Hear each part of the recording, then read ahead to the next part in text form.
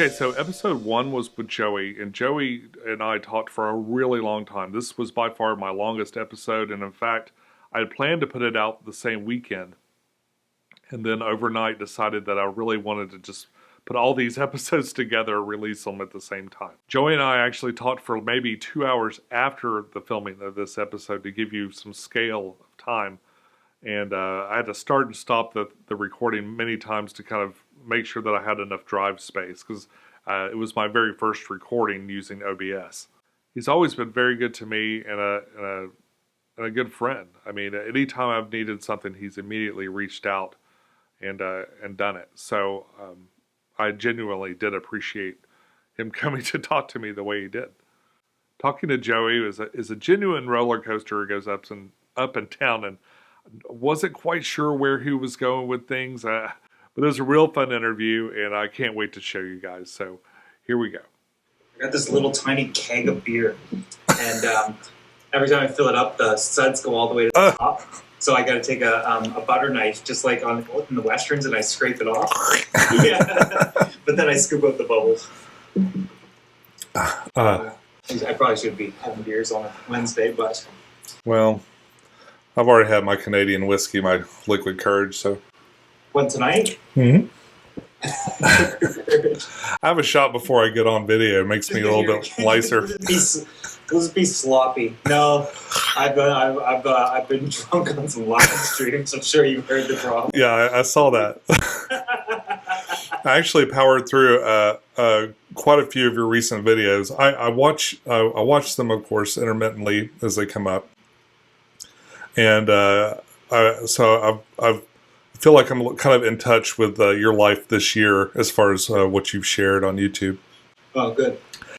And man, you've had a lot of interesting times this year. You built a really cool pond. Yeah. You said it was a swimming pond. Did you get in it and swim yet? Oh, absolutely. We swam in it every day. It got to the point where I was swimming in it so often that this is disgusting, but 2-3 days go by and I wouldn't shower because I swam all day. I don't need a shower. I feel fine. But yeah, I swam in it all summer. I was down in Florida. I went to Camp Penance, and he had this beautiful Aquascape, I think Aquascape or something, whatever that company is, the pond guy, or whatever his name is. I don't want to get it wrong. Greg Wilcox in Chicago. Absolutely beautiful. And I was like, I need this. I want to swim with fish. And I was like, well, let's take my knowledge and my abilities and see what I can come up with. And I basically dug a hole in the ground. But I wanted to be functional, and I don't know. It turned out really well. It's 6 feet deep, so you can jump in it. I'm only like 5'9", so I can actually have a nice swim in it. And sure. Cool down. Since it has a black liner, the pool warms up to like 26, 27 degrees. Celsius. I'm not sure what that is. Maybe like 80 degrees or something in Fahrenheit. But it's beautiful. I love it. Do the fish mind? Do they enjoy it, or do they run away? Or at the time, for like 80% of the summer, there was no koi in it because there was a koi shortage in Canada. I couldn't get any. Oh. So I delayed putting the videos out forever. But by the time the first video came out, I was already swimming in it. But people thought like I had just dug the hole, or I was just announcing it, etc. Because when I do those big projects, I do them privately and nobody knows about them until it's done, because I need to make sure it works.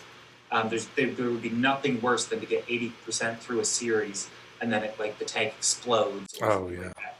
For example, I was doing this 100-gallon inverted aquarium on the 2,000-gallon tank. So I had the 2,000-gallon tank. I took the 100-gallon cylindrical tank. The cylinder tank I had, I put it upside down on this stand inside the tank, sucked all the air out so fish can swim up into it, and the stand collapsed. Oh no. I was like, there's a video that's not going out. I need a stronger stand. I couldn't get cinder blocks. There's shortages on everything right now. It's weirdest stuff. Oh, because it's imported and that's been frozen up for the vid. Yeah. Interesting. Let me ask, how many aquariums do you think you would have if you did not have a YouTube channel? One with a couple of little ones. I have one big one, similar to, the 375, but I'd have rays and the Asian arowana in it. Maybe I would do discus in it again.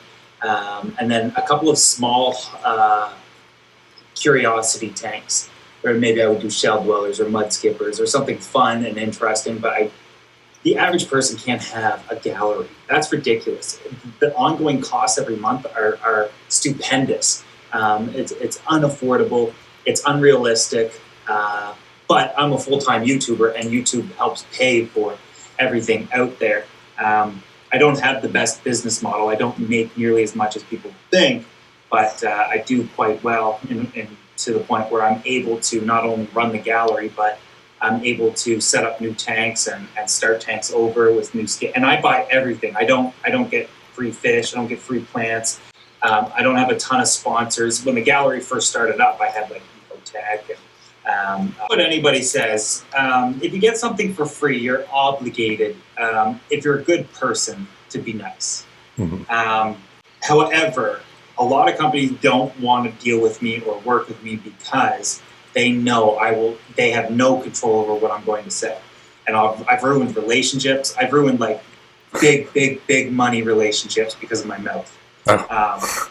And I think that like trust and integrity is incredibly important. I don't think that like if I'm constantly giving positive reviews and if I constantly have something good to say, I don't think everybody, it's just no longer believable. I don't like doing reviews because I'm not good at them, because I'm too opinionated and I like to rant too much. I look for things wrong with it type of deal, but I think that like if I were to, I'm just not good at the reviews. I just don't want to do them. Unless like the marketing is so bizarre that I have to say something. And I've done that a couple of times. But if you see me using it in a video and I've never done a review, I think that's enough. Like if you see me using it, that's enough of an endorsement. I don't have to be talking about it. You see I'm using it. I'm using it because it's keeping my fish alive, or I enjoy using it. It's user-friendly, whatever the case might be. I'm using it because I believe it's the best for this situation, or it's an option. I'm using like dirt cheap Amazon canister filters on my 120s just to show that like you can set these tanks up and you don't have to have like incredibly expensive filtration. Because when I first started those tanks, we had sumps and really high-end return pumps that were like $800 a pop.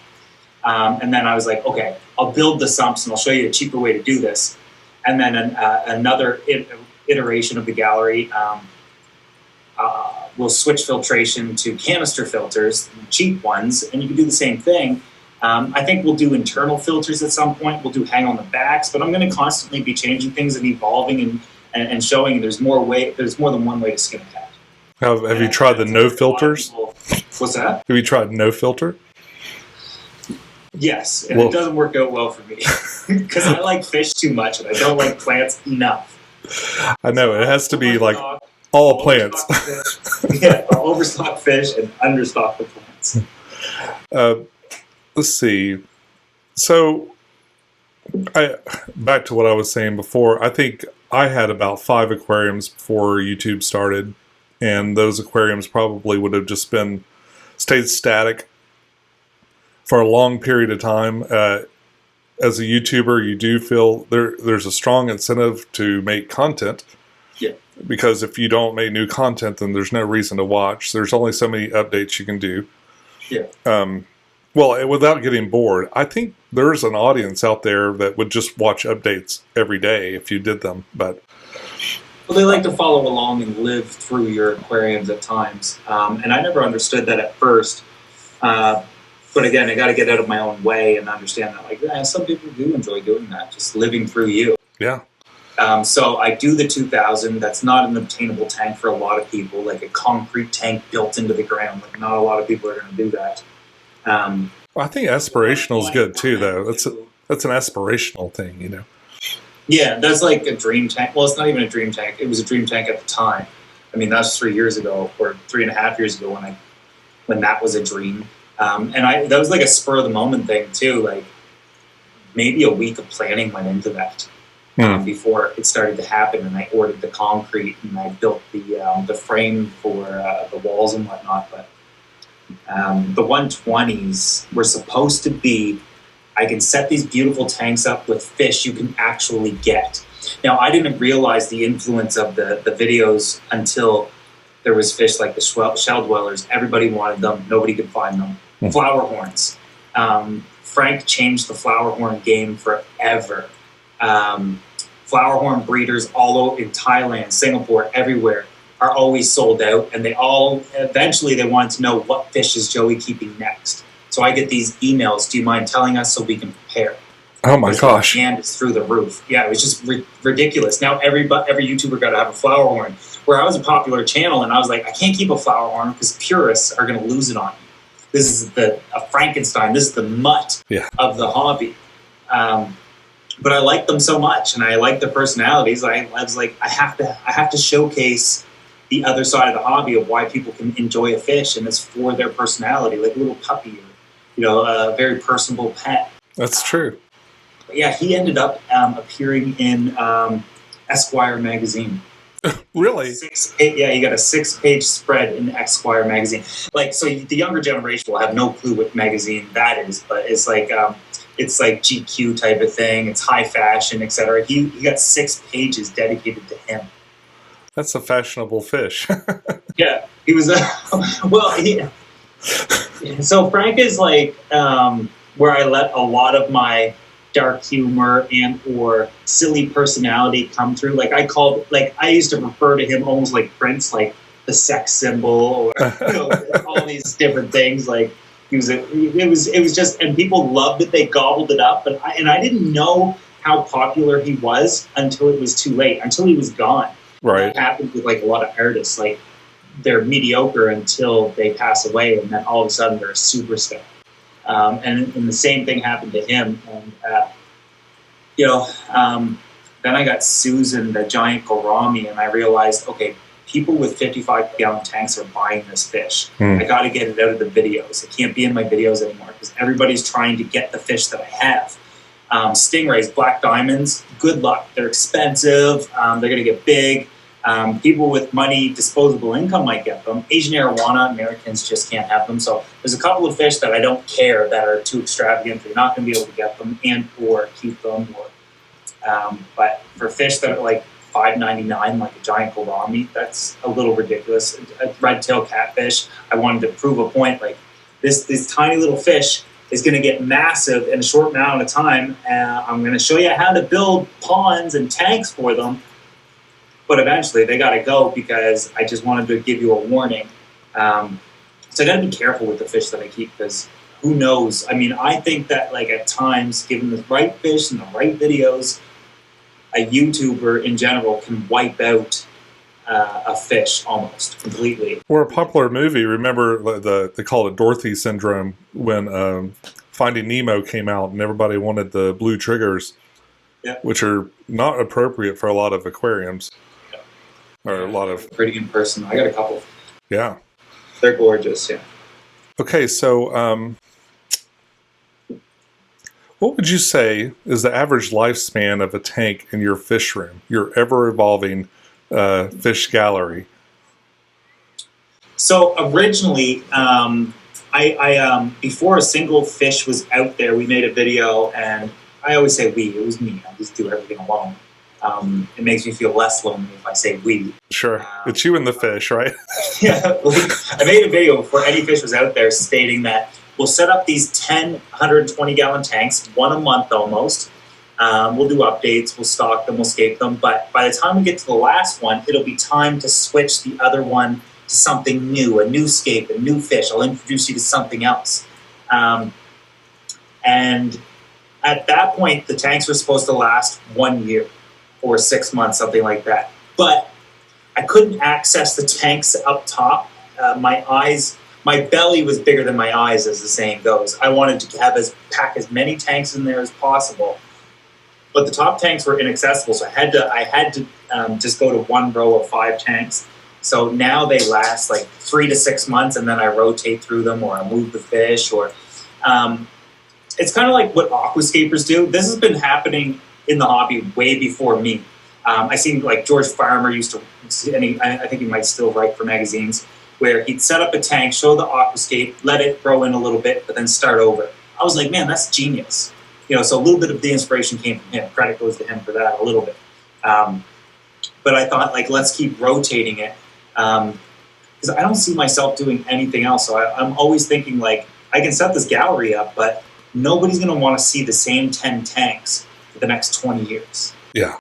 We have to change. We have to evolve. I have to show people, and I have to respect the platform that I have, and use it for education, inspiration, entertainment to some extent. But my number one goal is, and always has been, is to reach as many people in the world as possible and show them how cool our hobby is. And it's not just for nerds. Right. We can nerd out, but in the public, I hate when people look at us as nerds. I hate it. I'm like, I'm not a nerd, bro. I'm a cool guy. They're like, no, you're a nerd. So, hey, I grew up liking Dungeons and Dragons and science fiction, so this was like a really small step to the left, Yeah. Well, I play D&D. I play with my daughter a little bit too. Do you really? What's my character? I'm some sort of a barbarian half elf or something like that. Oh. I'm a rogue. Okay.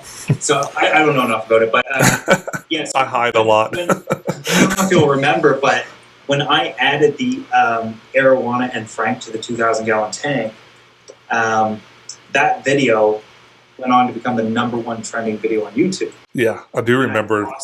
You were one of the first aquarium channels to do that too, I believe. Yeah. Well, I ended up trending like 20, 30 times after that. Never #1. I got up to number 3 a couple times. Uh-huh. But it was ridiculous. And the impact it had on the hobby and other channels and the exposure we got was insurmountable. It's never happened to me since.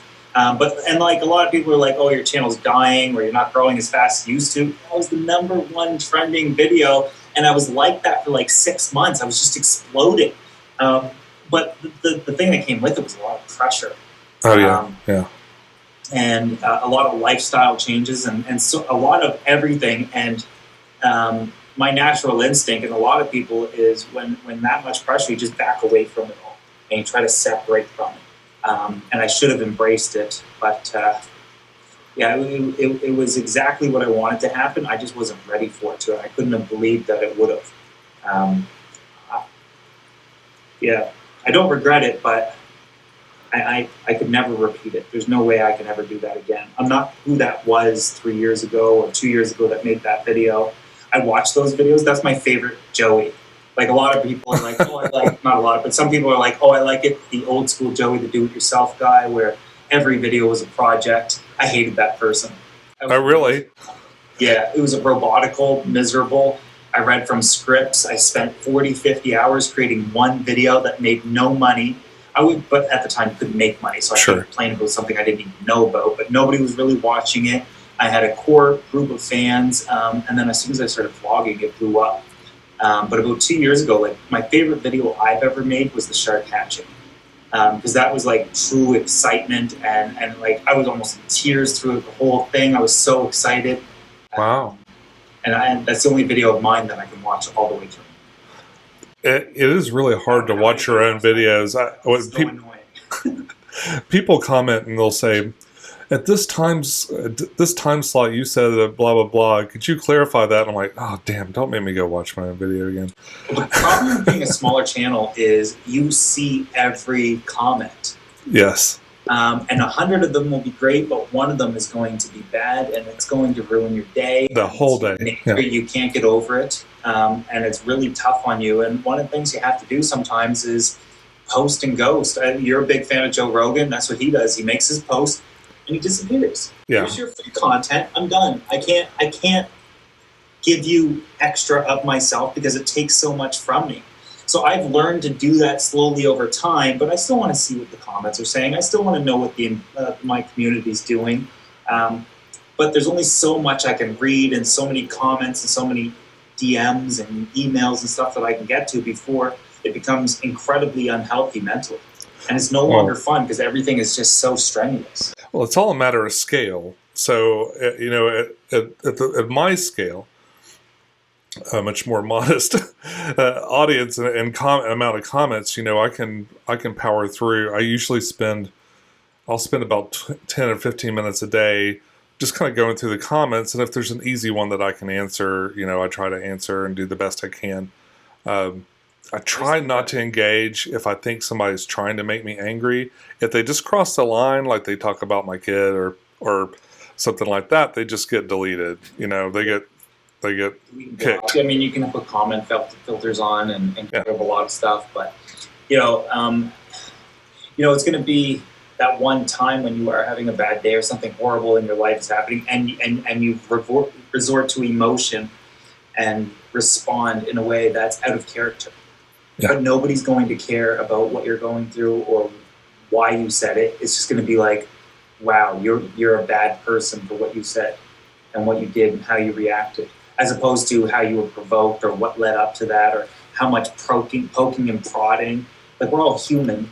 That's true. But we're living in cancel culture where drama sells and everybody wants to be offended over something. And it's really difficult for guys like us because we didn't grow up like that. We didn't grow up with that culture or that environment. And I'm not down talking it. That's all they know. But we didn't grow up like that. I'm sure you grew up with like Andrew Dice Clay or sure. Other comedians that were like just absolutely incredibly offensive in today's world. Like, it's embarrassing to laugh at it, but at the time it was like cutting edge and it was so funny, et cetera, and just like we've lived through I'm pushing 40 years old. I'm just not used to the climate we're in right now. I'm trying to adapt, but it's tough. It's really hard not to offend people or say something stupid, because I say a lot of stupid stuff. And then you wonder if you should even worry about it. I mean, why even bother, Well, at one point, I realized that people love my comedy when I make fun or troll, or like with Frank, like I gave him a personality, I gave him a voice. People enjoyed that. But you just have to find a line and try to be PG to an extent. But ultimately, nobody's perfect. We all say stupid stuff. We all do stupid things sometimes. I mean, so we have an entire lifetime to make mistakes, but we also have that same lifetime to make up for it. And, surround yourself with positive memories and positive people and try to do the best you can do and be the best person you can be. But ultimately, we all make mistakes. We all say and do stupid things. Like, at times, I'm like, I'll be making a video, and I'm like, this video sucks. It sucks. It's going to suck, and there's nothing I can do about it. But I can't bring myself to be creative, or I don't know what my next video is going to be, and I just don't know what to do, so I just put the video up. It is what it is. And I hate it. Yeah. But every once in a while, those videos go crazy, and people love them. I used to make videos. Do you find it hard to predict still what will do great and what doesn't? No. So today was a nice reminder. Today's video was made today. When it was done, I screamed like a gorilla or something. Yeah, like I loved it, and that's where I used to be. I used to get so emotional and so excited. Like when a video just went perfect, I was like, yes, I killed it. I loved it. I'll flip a table over. I just loved it. It was just so great. And it happened today, and the video did really well, and people enjoyed it, and it just makes me so happy. But sometimes that will happen, and I think I made such a great video, and people dislike it. And it's just human nature to want validation and to want people and want acceptance and want people to like you, but it's so hard. It's so hard. And the problem with me is, like, I don't know who I am without YouTube. I don't know who I am without social media. I've been doing this for 12 years. I'm 37. Yeah. Been making videos since I was in my early 20s, 24, 25, something like that. And those were like some strong developmental years where my mind's still developing, etc. And, I don't know what to do anymore. I just want to do this. I feel obligated to do certain things. Like, I want to work with troubled youth. I feel like I can have an impact there. I feel like I can be a positive role model, etc. But I just want to do this instead. I think it's so much more impactful to inspire somebody and educate somebody. And it's so disrespectful to be talented at something and just let it go. Other people would kill to be in your position. Well, something I've wondered too, like, I know you've got 2 kids. to wonderful, smart children, would you encourage them to do YouTube, like if they wanted to, or have you ever talked to them about a career? My son wants to be a gamer, and I was like, look, I know that in gaming you troll. He's 13 now, but he wanted to do it when he was like 10 or 11. I was like, the internet lives forever. What you do and say today is going to impact you, and who you are right now might not be who you will be when you're 15 or 17 or 25, but you'll have to. My daughter is a TikToker, and I've never mentioned it. I've never talked about it. I've never promoted it. I didn't even watch her because that was her hobby. That was her thing. She didn't want daddy to watch, etc. But I started my own TikTok, believe it or not, and it's been a lot of fun. I think it's fun because nobody knows who I am, and I get to talk about all the stuff that they don't know about. So it's really exciting for me. And then I found her, and like I was going through her stream, and I was so proud of how good she was. She's a cosplayer. Okay. She dresses up as all these characters and does all these acts. She's one of the only people I follow on TikTok. I follow my girlfriend and I follow her. So if anybody's looking for her, I don't know how to spell her name, but that's even, anyways. I was just so pumped, so excited. Bottom line is this: I think that if your child is interested in something, if it's safe for them, the internet isn't necessarily safe. They have such a frail egos, and they're in such a frail developmental stage that I don't think they should be exposed to public opinion, which could impact them and influence their personal views and how they see themselves. But I always double down on what they're good at, and I'm always supportive, and I always tell them how great they are and how proud I am. I think that's incredibly important, is just be there. It doesn't matter what it is, you just have to be there. Be present. Be present for them. Yeah. Just be there.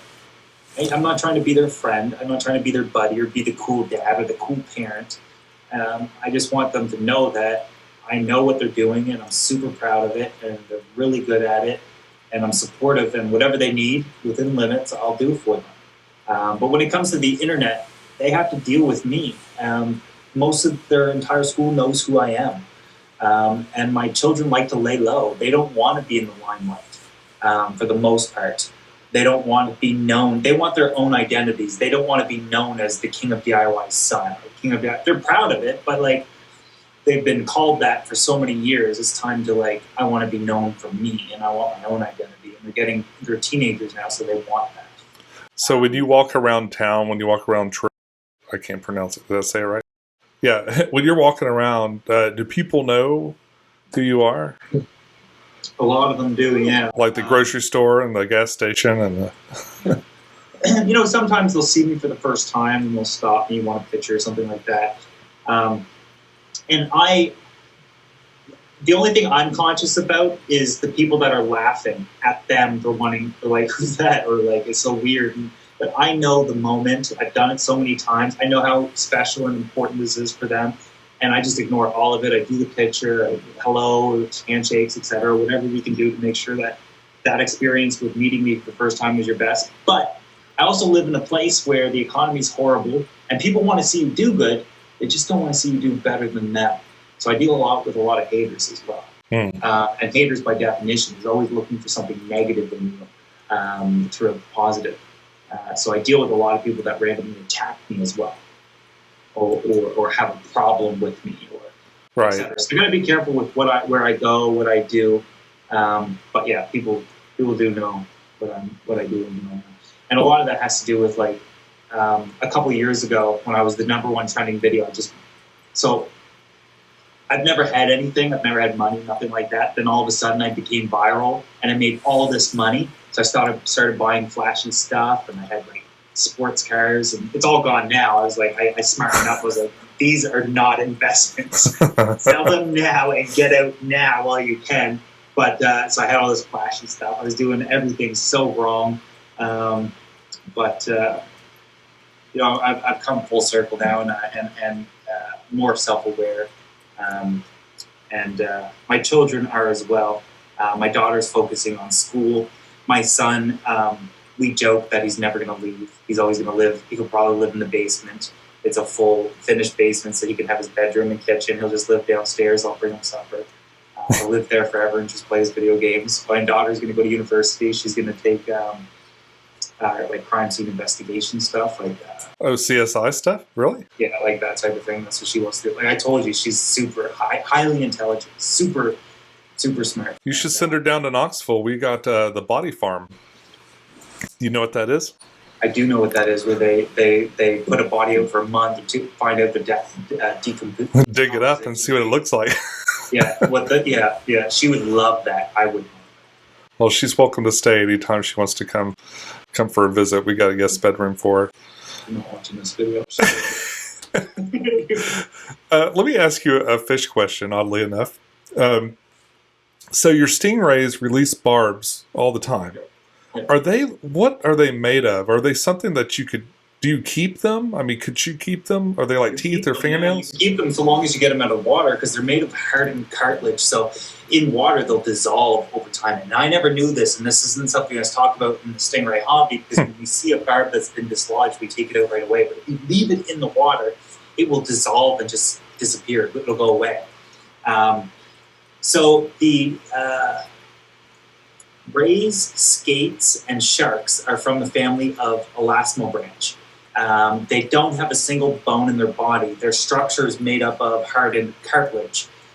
So sharks' teeth, for example, are constantly shedding. They always have new teeth. One pushes out, new one's right there. It's like having a never-ending supply of baby teeth, which I wish I had at this age. Like, sure, yeah. Kids, floss and brush more than you need to.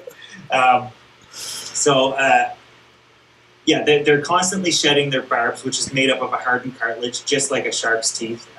However, I'm not sure if the teeth of a shark are made of cartilage for sure, because you can find them fossilized. So have you ever taken all the barbs and like made a necklace? I have enough to do it. I could be... you should do it. Like Tiger King. You'd be Stingray King. I'm already Joe. And I have exotic cats here. You could lip sync some country music and... I'll show you something. I could really do this.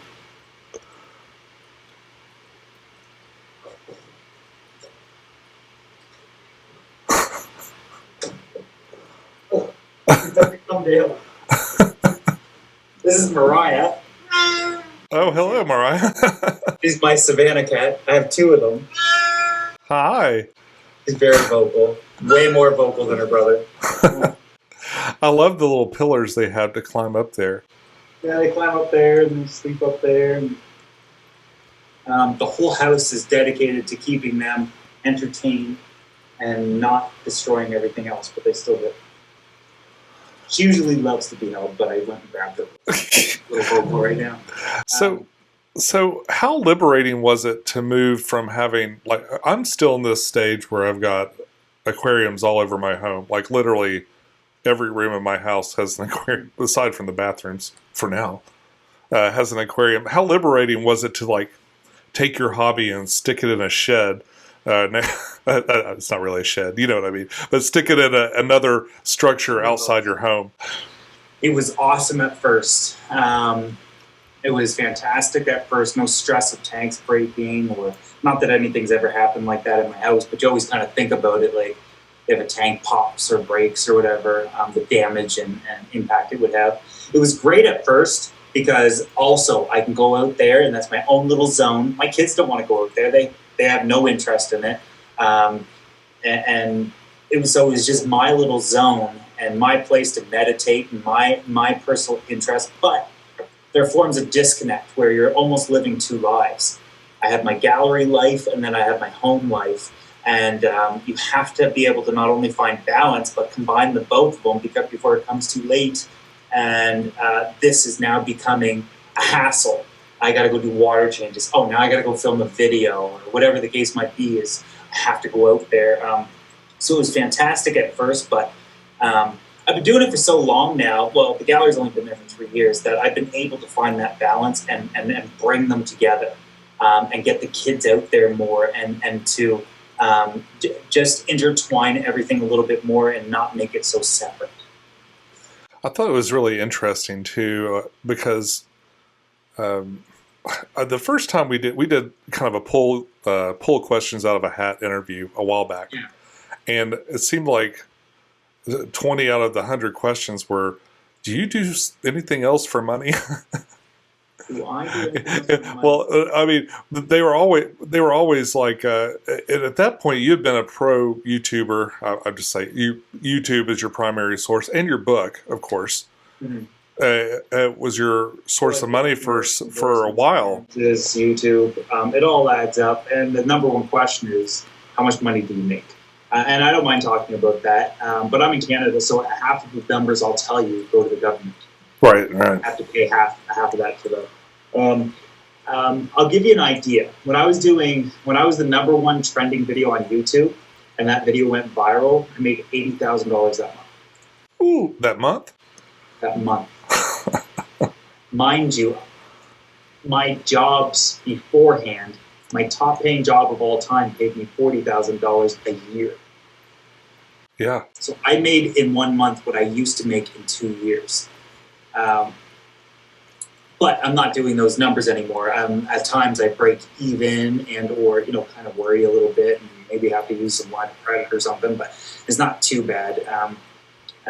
But I don't think anybody knows how much YouTubers actually make. The big guys, the little guys, you'll get by, a few $100 a month or maybe a couple grand or something where you're able to buy the products to do the reviews or, I know what that's like. But with the big guys that have the 1 million plus subscribers, some of them are making $1 million a year. I'm not, just because I don't do those types of views anymore. But it's the reason I bring this up is because it's interesting to talk about the money, and that's the grabber. That's the thing that'll get people's attention. But I think money ruined aquarium channels. I think that it's so diluted at this point. There's so many people that make YouTube videos, and they're all doing the same thing, and they're all copycats, and they're all like chasing that dollar. Because at one point, in my opinion, the aquarium niche on YouTube used to be so much better. And people might even find this disrespectful, like I don't like anybody now. It's not the truth. But at one point, there wasn't any ads. There was no revenue. You go to a channel because they were about something specific. It was interesting. They had their own personality. They had their own style of filming. And there was like top 10 channels. I mean, there was LA Fish Guy. He was number one for a while. Mr. Saltwater Tank, New York Steel Bulk Reef Supply. There's a ton of channels out there. And I was like at the Dustin's Fish Tanks. But you knew what each one was about, and they were all exciting and all like a different TV channel. Switch the channel, didn't like what they're doing, switch to the next one. But nowadays I find like this, people are just chasing whatever is most popular. And I have a lot to do with that. I know the influence that I've had on other channels, and because everybody, and a lot of people still do it, used to set their camera up on a tripod and we'd sit in front of our tanks. One day I decided I'm going to be Casey Neistat and bring my camera along for a vlog. Next thing I knew, everybody's a vlogger. Everybody's holding it up like this. Everybody's talking behind the camera and doing that thing in multiple shots and music, et cetera, et cetera, et cetera. And I was like, oh, that's why I said earlier, I don't know if you're filming it, but I said earlier, like, I feel like I need to reinvent again and do something else and stand out again. Because right now it's like everybody's filming the same thing. Everybody's doing, now you have to have a gallery. Everybody's calling them galleries. Where I thought it was funny. I thought it was funny to name the aquarium gallery a gallery because I thought I'd give it a professional name and a look and brand it, etc. Now everybody's got a gallery, and you have to have a fish room, a big fish room, to be popular on YouTube, and you have to have all these new fish, and all of this stuff has to happen. Whereas at one point it used to just be like, here's how I set my filter. Yeah. And I like that part of YouTube. That's the YouTube that I enjoyed the most. But the gallery costs so much, I can't make those videos anymore because nobody watches them. Some people are like, oh, do it yourself. I would if you would watch them. Nobody watches them. So if I do a project, it has to be stuffed into some other video that's like a clickbaity type thing to get you to click it so I can get that ad revenue to pay for everything. So yeah. So your videos where you build things and create things that way don't do as well? No, they used to, and a lot of people think that that's what made me, or that's, you know. And to be honest, for the majority of my career, I did that, but it's not where my growth came from.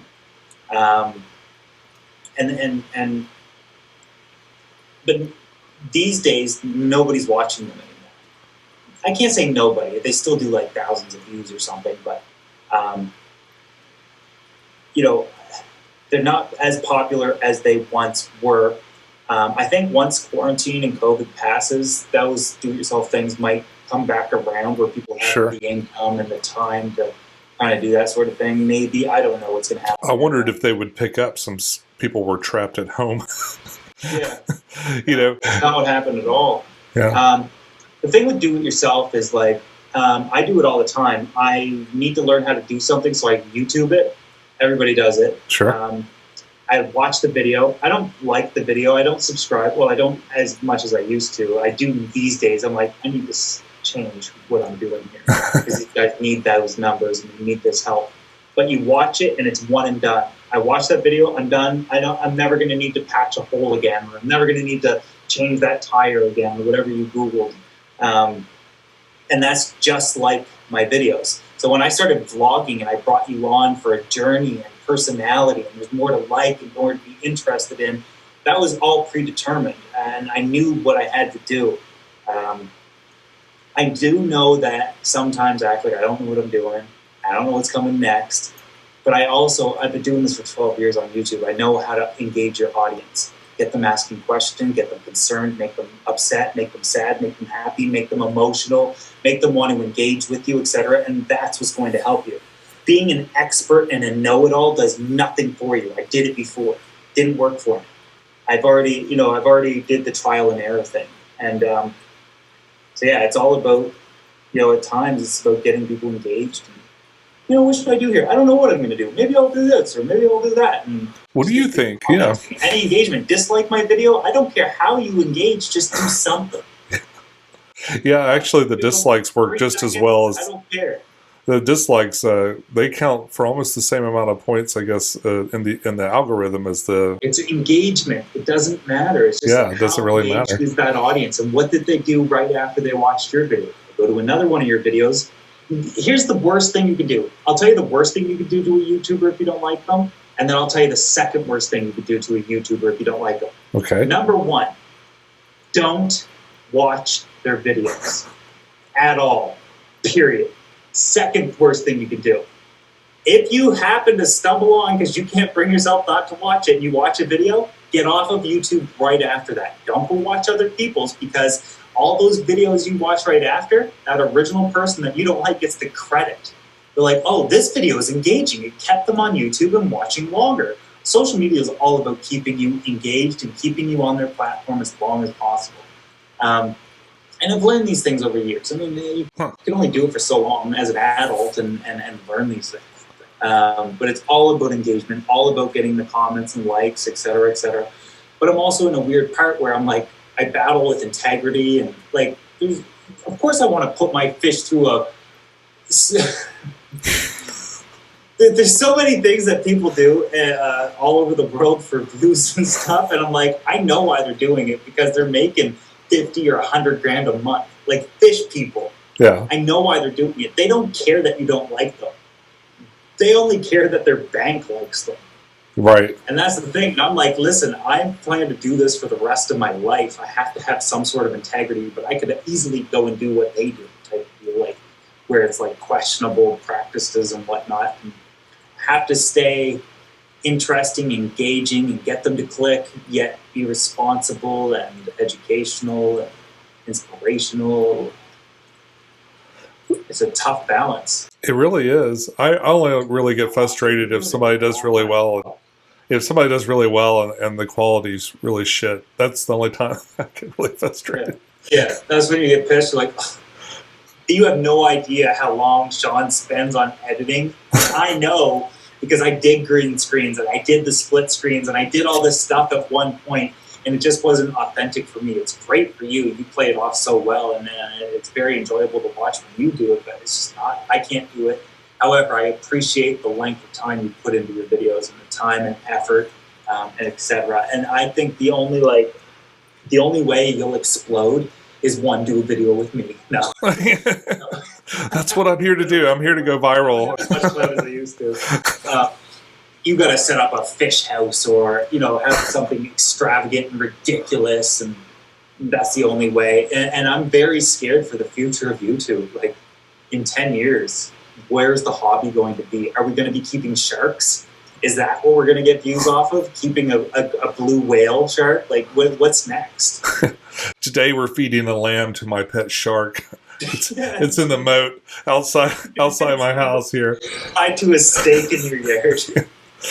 Every day. Oh, of course. I'm dealing with a legend here. Like, you might think that I'm important because I have a lot of subscribers. I hate that. I think it's so ridiculous because I don't come from that generation where numbers is what does it for me. I think we're equals. We've been doing this. Well, my question is this. How long have you been making your videos? When did you create your channel? It's close to the same time that you did, about 12 years ago. Yeah.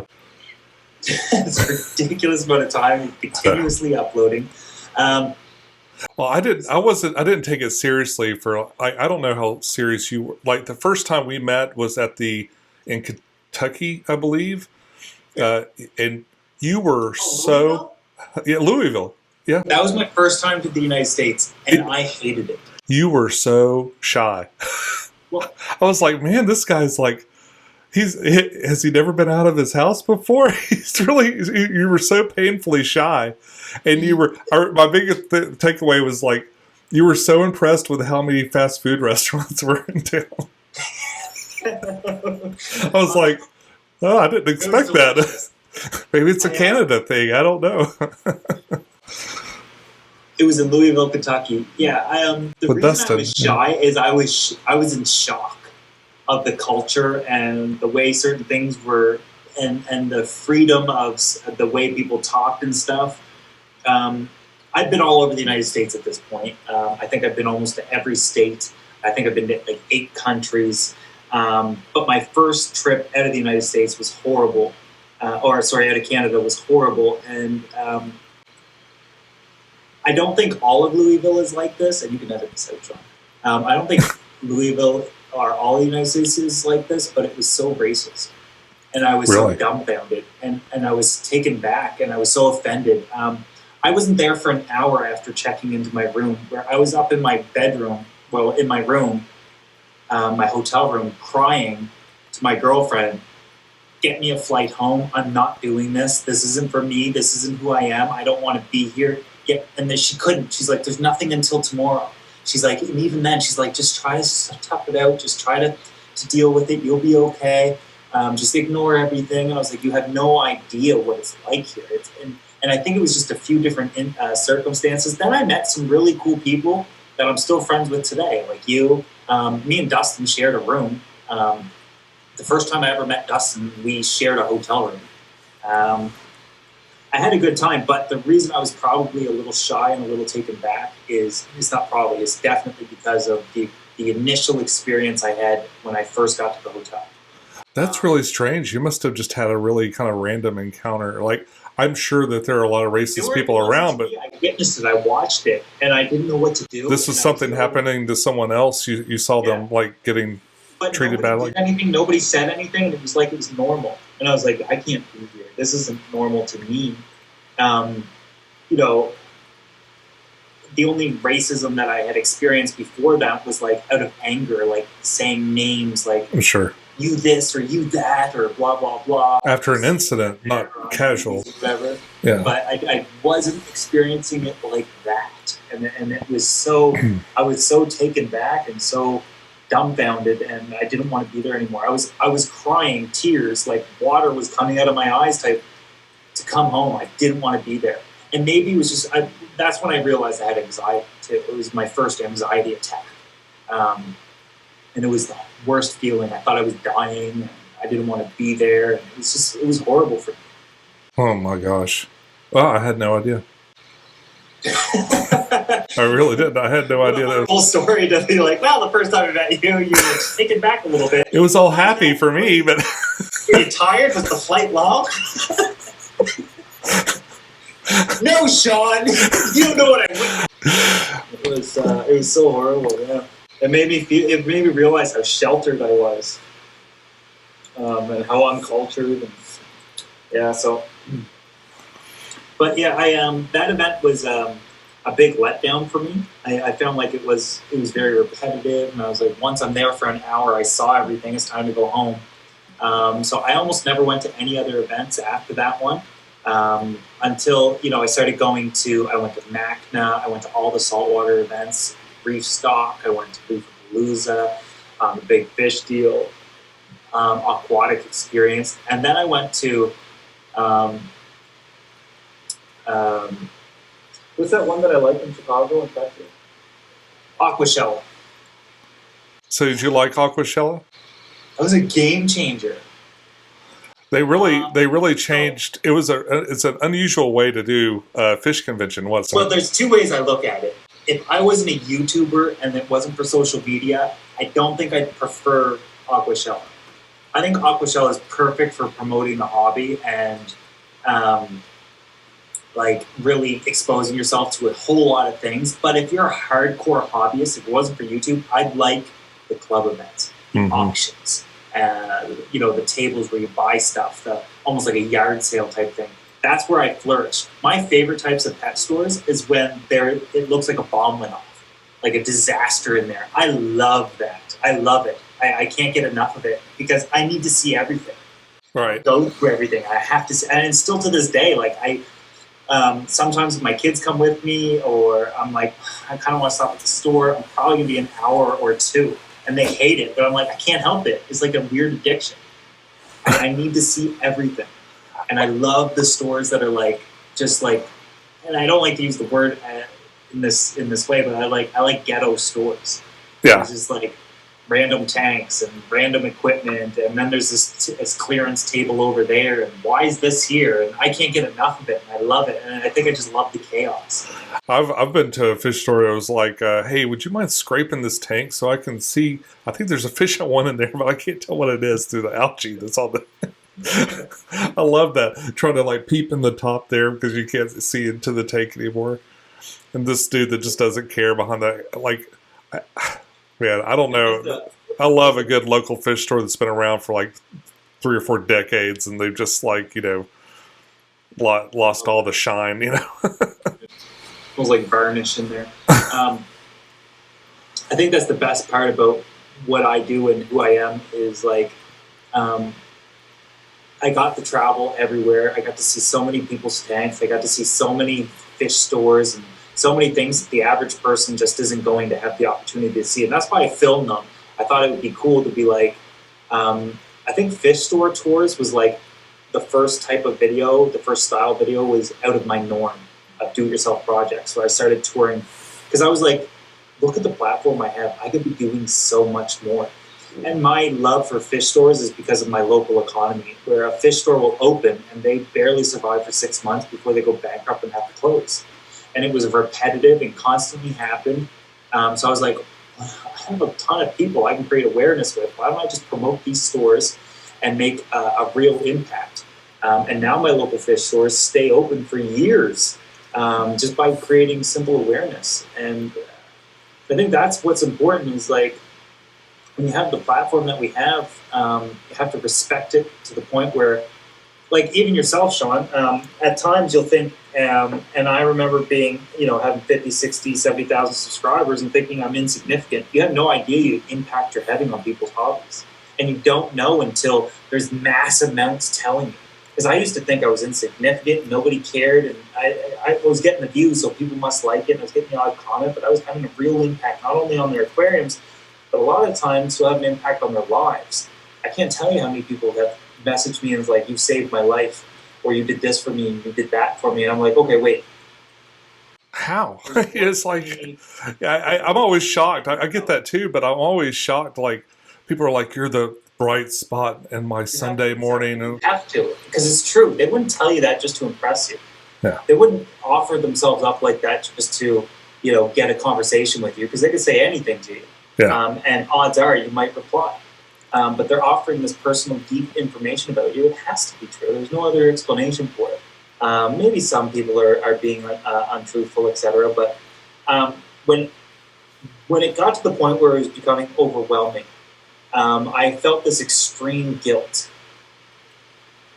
that I'm not who you think I am at all. I'm not educated.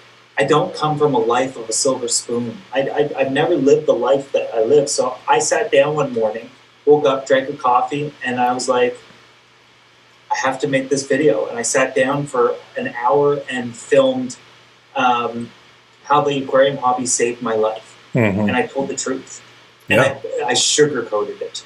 But that video changed the course of my channel forever. One, I could be myself now. I was comfortable in my own skin. Two, people are like, you saved my life, or you did this for me. I don't have a troubled path, but your videos helped me through some things. But now they're like, oh, you too?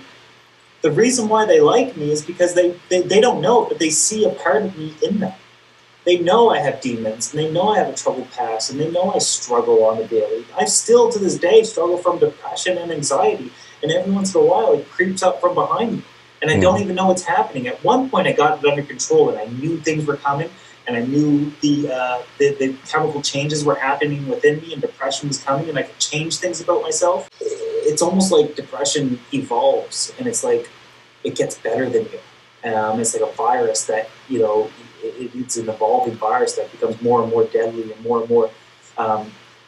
And sometimes, like I went through a huge depression during the summer of all times. The summer's the last time, like late spring, early summer, I went through this horrible depression again. And it wasn't horrible. It was just like I was out of character. That's not who I was. When I look back on things I said or videos I made, I was like, that's not who the hell was that? I don't know who that guy is. And it's a horrible feeling. It's very comparable for anybody that doesn't have depression or have ever been in a rut like that. If you're of age and you've got so drunk you don't remember, and the next day people are like, oh, and then you threw up over there, and then you jumped off of this. And you're like, really? I didn't do that. I don't remember doing that, but it must have been me because you're saying it. That's what it was. That's what it's like when I get into deep depressions. I don't remember anything for months. It disappears from me. Oh no.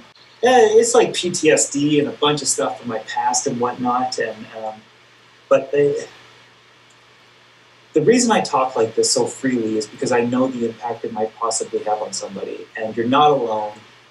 Things do get better. I know what it's like to feel helpless and hopeless, and there's no future for you. That tomorrow will get better, and if it's not tomorrow, it'll be the next day. One day it's going to get better. Just stick around. You're going to be fine. Things will get better, and that's why I talk about this type of stuff.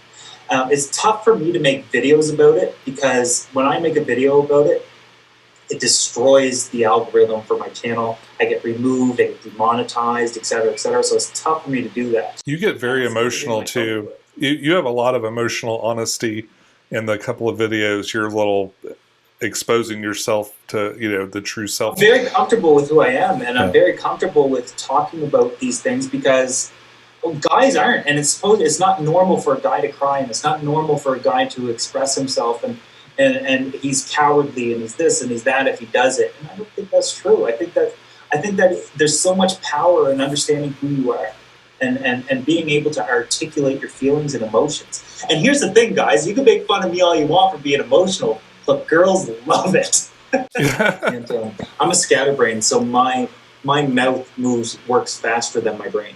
Right. And I don't, like, so every once in a while I'll pause and I don't want to say it, but I'm like, what did I just say?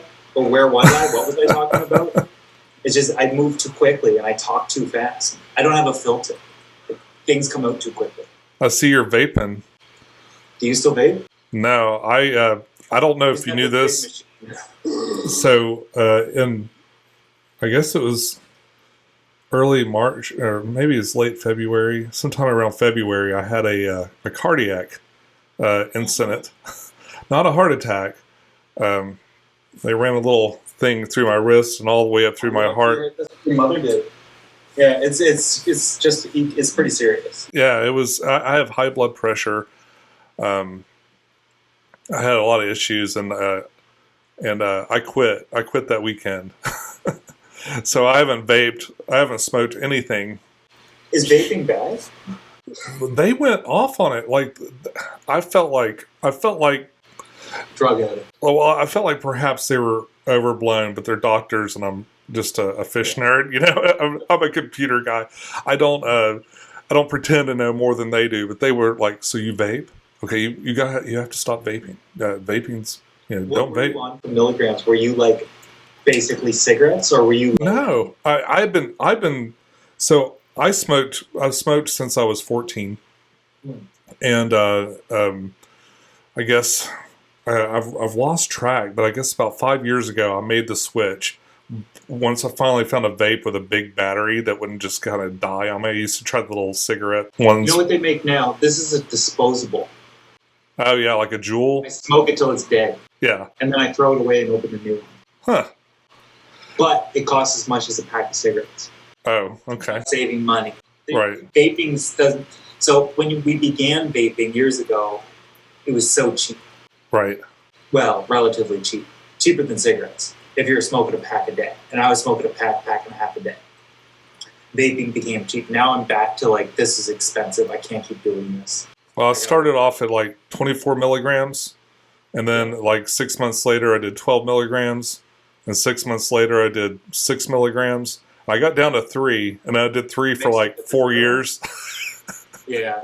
And then I started cutting, like in the last year before I quit, I cut the 3. I would take 0 and 3 and mix them 50-50 because they didn't make anything lower than that. I got off of them. That's how I quit vaping. But a lot of people don't talk about this, but you're always going to crave cigarettes. Yeah, that's true. And it sucks. Yeah.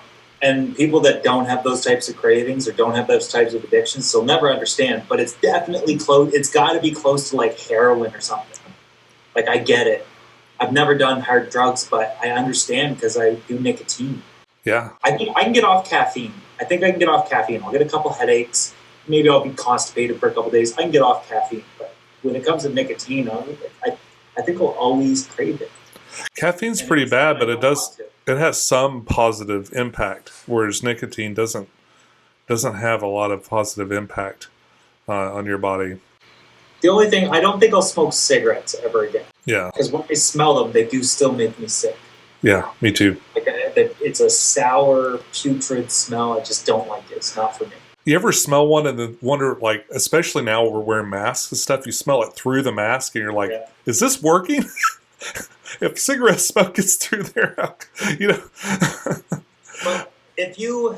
And then what I always think about, though, before I get too far off track, what I always think about, though, is all those movies back in the 40s and 30s and 40s and 50s. And they're smoking everywhere. But they smoke... I mean, it must have just stunk everywhere they went. Some of the best movies ever made that I enjoy are in the 80s. And they're all smoking. And when I see it on TV, I'm like, I'll look to see if anybody else sees they're smoking. I'm like, you see that? That used to be cool. Like, it's not cool anymore. Like when you watch Ghostbusters and they're all sitting around the table smoking. It's like, but they're the good guys. Like superstar actors smoking cigarettes. Let's see. Did you have questions for me, you said?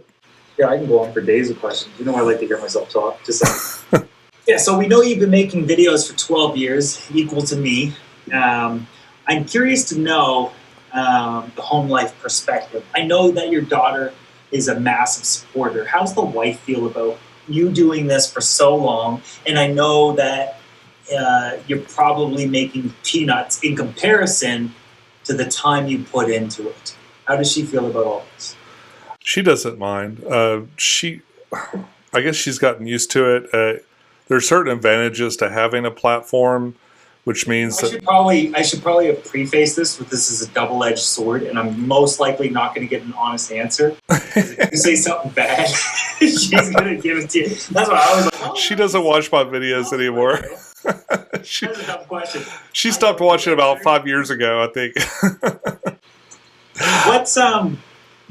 So I talked earlier about like the evolution of the things that I went through and the things that I saw and how I changed. You've stayed consistent for 12 years, the same videos, the same voice, the same tone, the same feel. Maybe your editing has become far more advanced, of course, than it was 5-10 years ago. But Do you see a change? I'm not going to ask the common question of like, what's the next big thing? I hate that because Yeah. I don't know. I'll decide on it a day before I start doing it. I don't know. I just want to keep doing this. Do you want to keep doing this? For how long? And how do you feel like you're going to keep it sustainable? Well, what's funny is I think the first time we met back in Louisville, I asked you. I was like, "Yeah, I can only imagine, you know, the videos we'll be making when we're 50." And you said, "Oh my God, I hope I'm not making videos when I'm 50." And I'm 49 this year.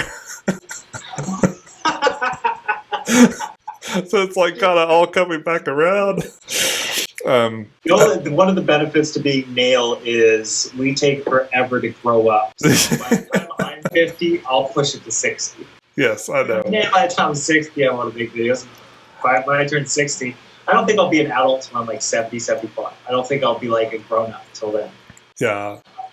I never cared. Like I've always been willing to experiment. In fact, I think it hurt my channel quite a bit because I experimented too much. Like a YouTube channel is kind of like a magazine. It didn't hurt anything. You needed to learn what was working and what didn't. I do the same thing. I don't do it as much anymore, but I had to experience too with vlogging. Mm-hmm. I had to vlog, and then I had to do, the music, and then I had to like experiment with what people would like, et cetera, et cetera. And I never knew what I was going to do next. I just knew that how exciting it was. And it's exciting to try new things. It can be detrimental to your channel, of course. I did some videos that were complete flops. I veered off into steampunk, and I learned a lot about editing. Like a lot of my better editing, because you could be a lot more, it was all about being creative and doing things that kind of look old, but they're not old. And steampunk, I knew about steampunk, but I didn't know about it. Like the first time I went home and Googled and looked around what steampunk was it was Louisville. Uh-huh. We did that we did the steampunk tank where it had like a viewing panels of some sort. Oh yeah, that was in the Big Fish deal. Oh, okay, yeah. Yeah. Okay, that was a Big Fish deal in Maryland. Yeah. But I started covering conventions and doing stuff like that. So I learned a lot about how to cover a convention, how to like cover an event. Like before I did any really very many fish ones at all. I think I'd only been to one at that point. But I learned how to cover conventions. I learned a lot about editing. Covering conventions? What? Do you know who popularized covering conventions? Making them the thing to do? Who? Mr. Saltwater Tank, LA Fish Guy, the saltwater hobby guys popularized it, and I bit off of them. I was like, I can do this, but for fresh. Even though it's so different than what I typically do, I was like, I really want to go. I really need an excuse to go. And for those that can't go, I should film it. I was always biased. And the thing about like fish shows is, as a lot of people need to understand, is like when we're filming it, I'm filming it from what my perspective is and what I want to look at and what I think is cool. But that's not what encapsulates the whole thing. Anyway, what were you saying? Well, I think my problem is that my channel, like steampunk and fish keeping, was so divergent from one another. They were not similar types of videos, and I really should have early on just started another channel and experimented over there and not care. But when you have like this, especially back then, it was like a semi-platform. Somebody will see it guaranteed. It's really hard not to put it on your baby channel. Your one that you've invested so much in. The videos on YouTube, and if you want to make it big, you would film your fish for 30 seconds to 5 minutes, and you would, whatever the type of fish you had, you would put in their name and then HD. So I would do discus, HD, Oscars, HD, whatever it was, HD, and that was how you made it. Now it's 4K. That was 4K, HD. I never got into 4K editing. I didn't want to do the editing or the rendering, and nobody really has the data or the speed to watch in 4K. It makes no difference on one of these if you film in 4K. It makes no difference. And if I look at my analytics, oh, there goes my phone. Yeah, if I look at my analytics, 80% of the people that watch me on their phone. How often do you look at your analytics? I check it. I don't check it every day. I've had to stop. Yeah. Talk about something that'll make you depressed. Watching your numbers go up or your numbers go down. Every now and then I'll kind of look and say, well, is there something like, what are people really wanting to see? Like when I'm looking to try to make, like, say, try to make a hit video. So I try to make a video every week, and some are good and some are like this week's video, it's just, because That's all I got. how much do you have to talk about? What people seem to want to see from me are product, not so much reviews, but me opening products or using products and kind of talking about You're them. really good at your product reviews. Well, I've tried to touch base on them earlier. Yeah. I'm like, this is Sean's territory, and I feel like I'm disrespect. I had to get off that topic because I don't know what I'm talking about. And like I said, I don't like to talk about something that I don't know anything about. And I'm not good at product. You're very good at presenting the product for what it is. You don't have a ton of opinions. You show the angles of it. You show what it does. You talk about what it does. Maybe you'll say a couple things you like or dislike, but it's very unbiased, and I don't take it to heart. But I can base buying decisions off that. I think that, like, if a company truly wants to, here's the thing about being a YouTuber and getting a free product as well. So, especially being a small channel, having that free product to do the content on is great. Yeah. But I also don't think that a lot of YouTubers realize the influence they're having and how much money they make for these companies. At times, I've made millions for companies, and I never got a penny. You can do the video. So what I'm getting at is, I think that one of the things I used to battle for was to get the industry to take us serious. I wanted the industry to take creators serious and to, like, pay us. Like, I can't eat a filter. I can't feed my kids a light bulb or whatever you're giving me. I have to take my personal time, my personal equipment, all the things that I've invested in to capture this moment, plus the countless time and hours I've spent building this audience.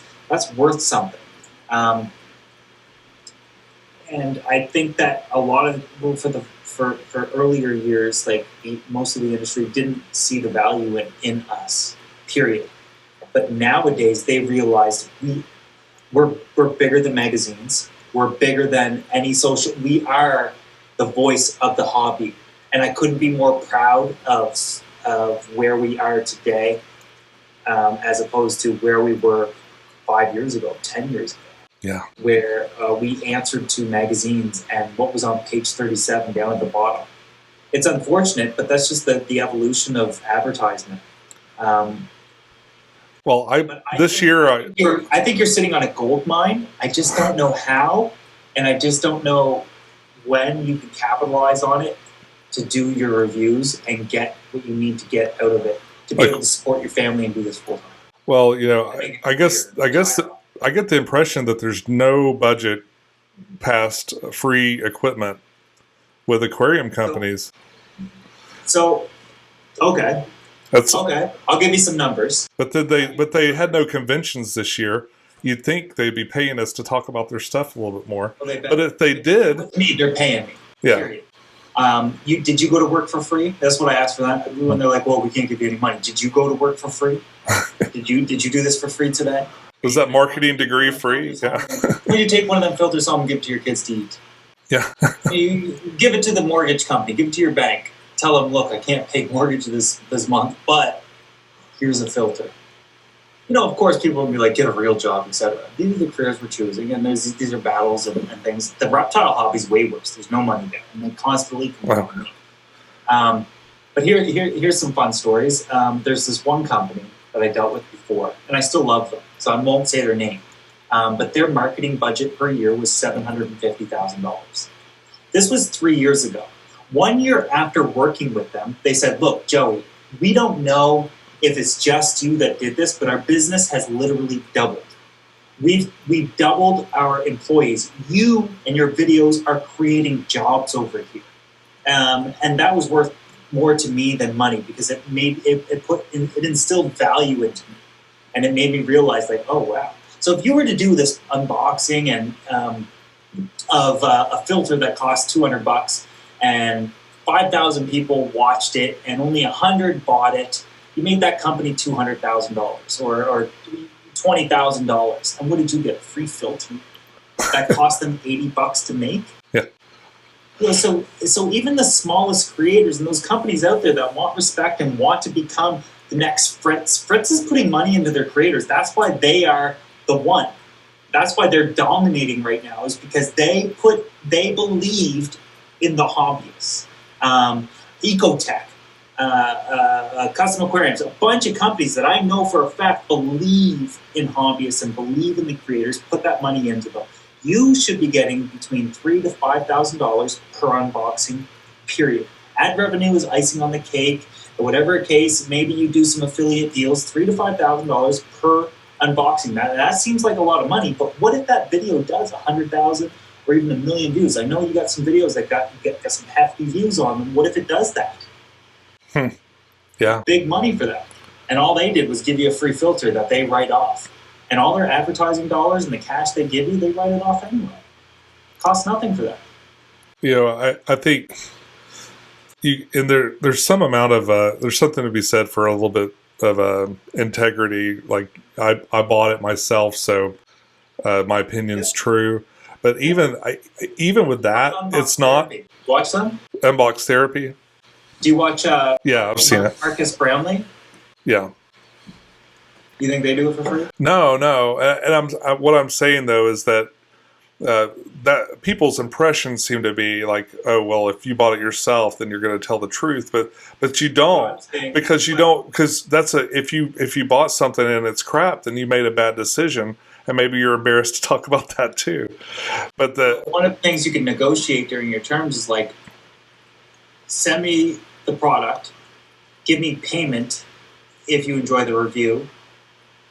A lot of companies want to do that because maybe it could be a negative review, and they're like, no. Be like, well, I'm still putting the video up. Right. I still get the ad revenue. But they might. What you need to do is not change who you are, and just be able to get your worth out of it. And it's not like I'm being greedy. It's not like I'm money hungry or anything. I just think that we have more value, and humans have more value than a lot of. Everybody wants to take advantage of everybody. So human nature is survive. And I just want you to be able to, maybe you do want to build something beside your house, or maybe you want to expand, or maybe you want to do this or buy a better camera, but you need money. Yeah. And I think that you make some of the best product reviews, and that's why I'm capitalizing on the idea that maybe, well, like your affiliate, you should be, do you do affiliate links on Amazon, stuff like that? I kind of had a problem.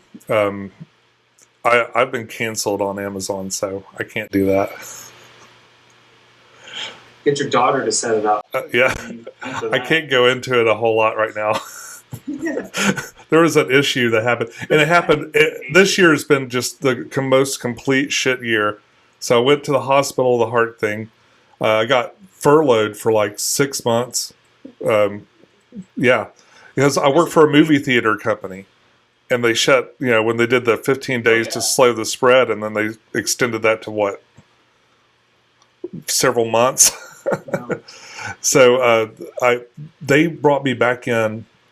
They brought me back in August, and I've been working. I'm working there in August, but it's me and my boss, you know, are the only ones in our department, and we're kind of grinding away. Huh? This coming August, do you go back? No, this past August I went back. Okay.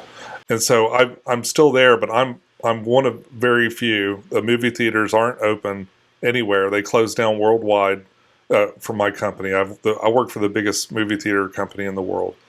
And so if I Googled that, I'll figure it out. Yeah, Cineworld or Regal Entertainment Group. Canada. I'm Canadian, so I'm not incredibly familiar with American companies. Yeah. Your fast food. Okay, so what's your favorite fast food place? Oh, probably Chick-fil-A. So what's that chicken place that you guys have there that everybody talks about? Chick-fil-A. I went to it in Louisville. What is it? It's not Chick-fil-A. It's Popeyes. Popeyes, okay. I tried that, and it was horrible. Yeah, I don't go there. I don't go Maybe to it's a Popeyes. one-time thing. My favorite place, you guys have Steak and Shake. I like your Shake Shack. Yeah. Well, we have Five Guys in Canada now, so that's been a blessing. I had to drive an hour to get it, but I go get it. What's that place in California? I went there once, and they're like, you have to have monster fries and a monster burger. Jack in the Box. No. In-N-Out. Whataburger. Oh, In-N-Out. Yeah. In-N-Out. So that, by everybody else in America, is rated really low.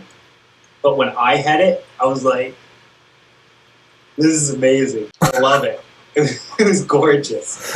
But one of the things I find about American fast food places, your lettuce tastes so weird. Yeah.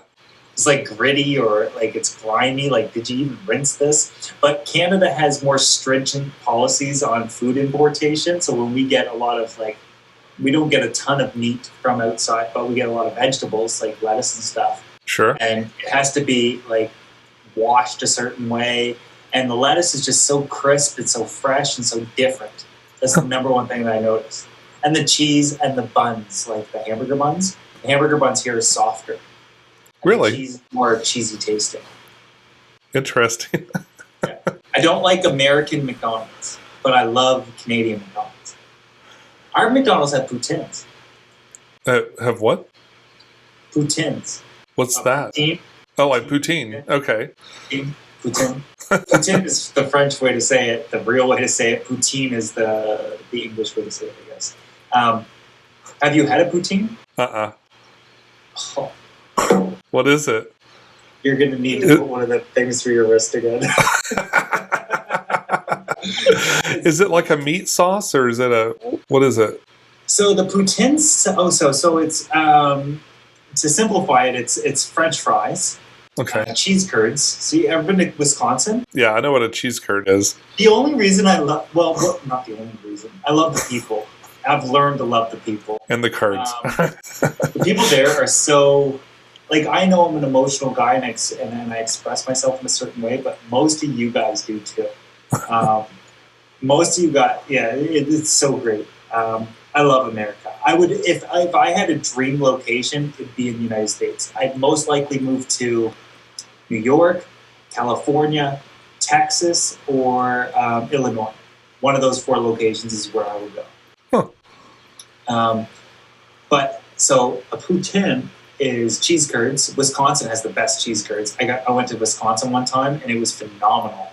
Maybe I was tired, maybe I had too many beer, but it was like the best cheese curds I've ever had. And I don't like having the best you ever had because now everything else is ruined forever. And I'm in Canada and we love cheese and cheese curds. So poutine is French fries, rained with some cheese curds and some poutine gravy, which is similar to like a chicken gravy, but kind of sweet. It's delicious. It's so good. That sounds delicious. You would love it. So you can make a ghetto or a homemade poutine. Go to your grocery store, get some chicken gravy. It's just that brown gravy, not the dark brown, the light brown.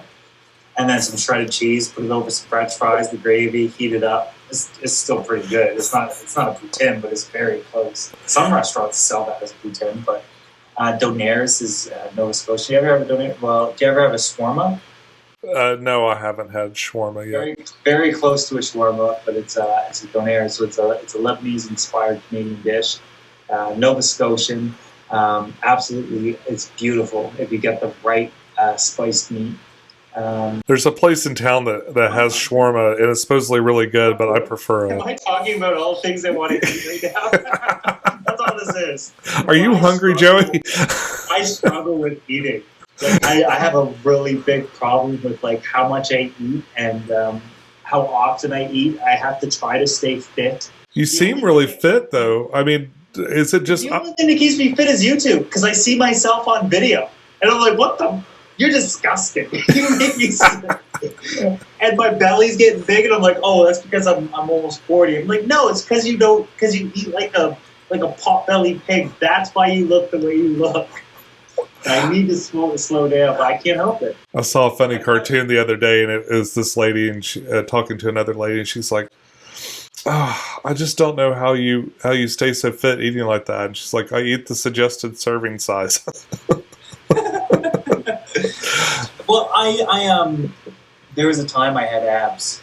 Sean, you'll remember. We were young teenagers, and our metabolisms were Italian racehorses. Mm-hmm. And we thought we could eat like that and live like that forever. Then I hit my 30s. I've got one big ab.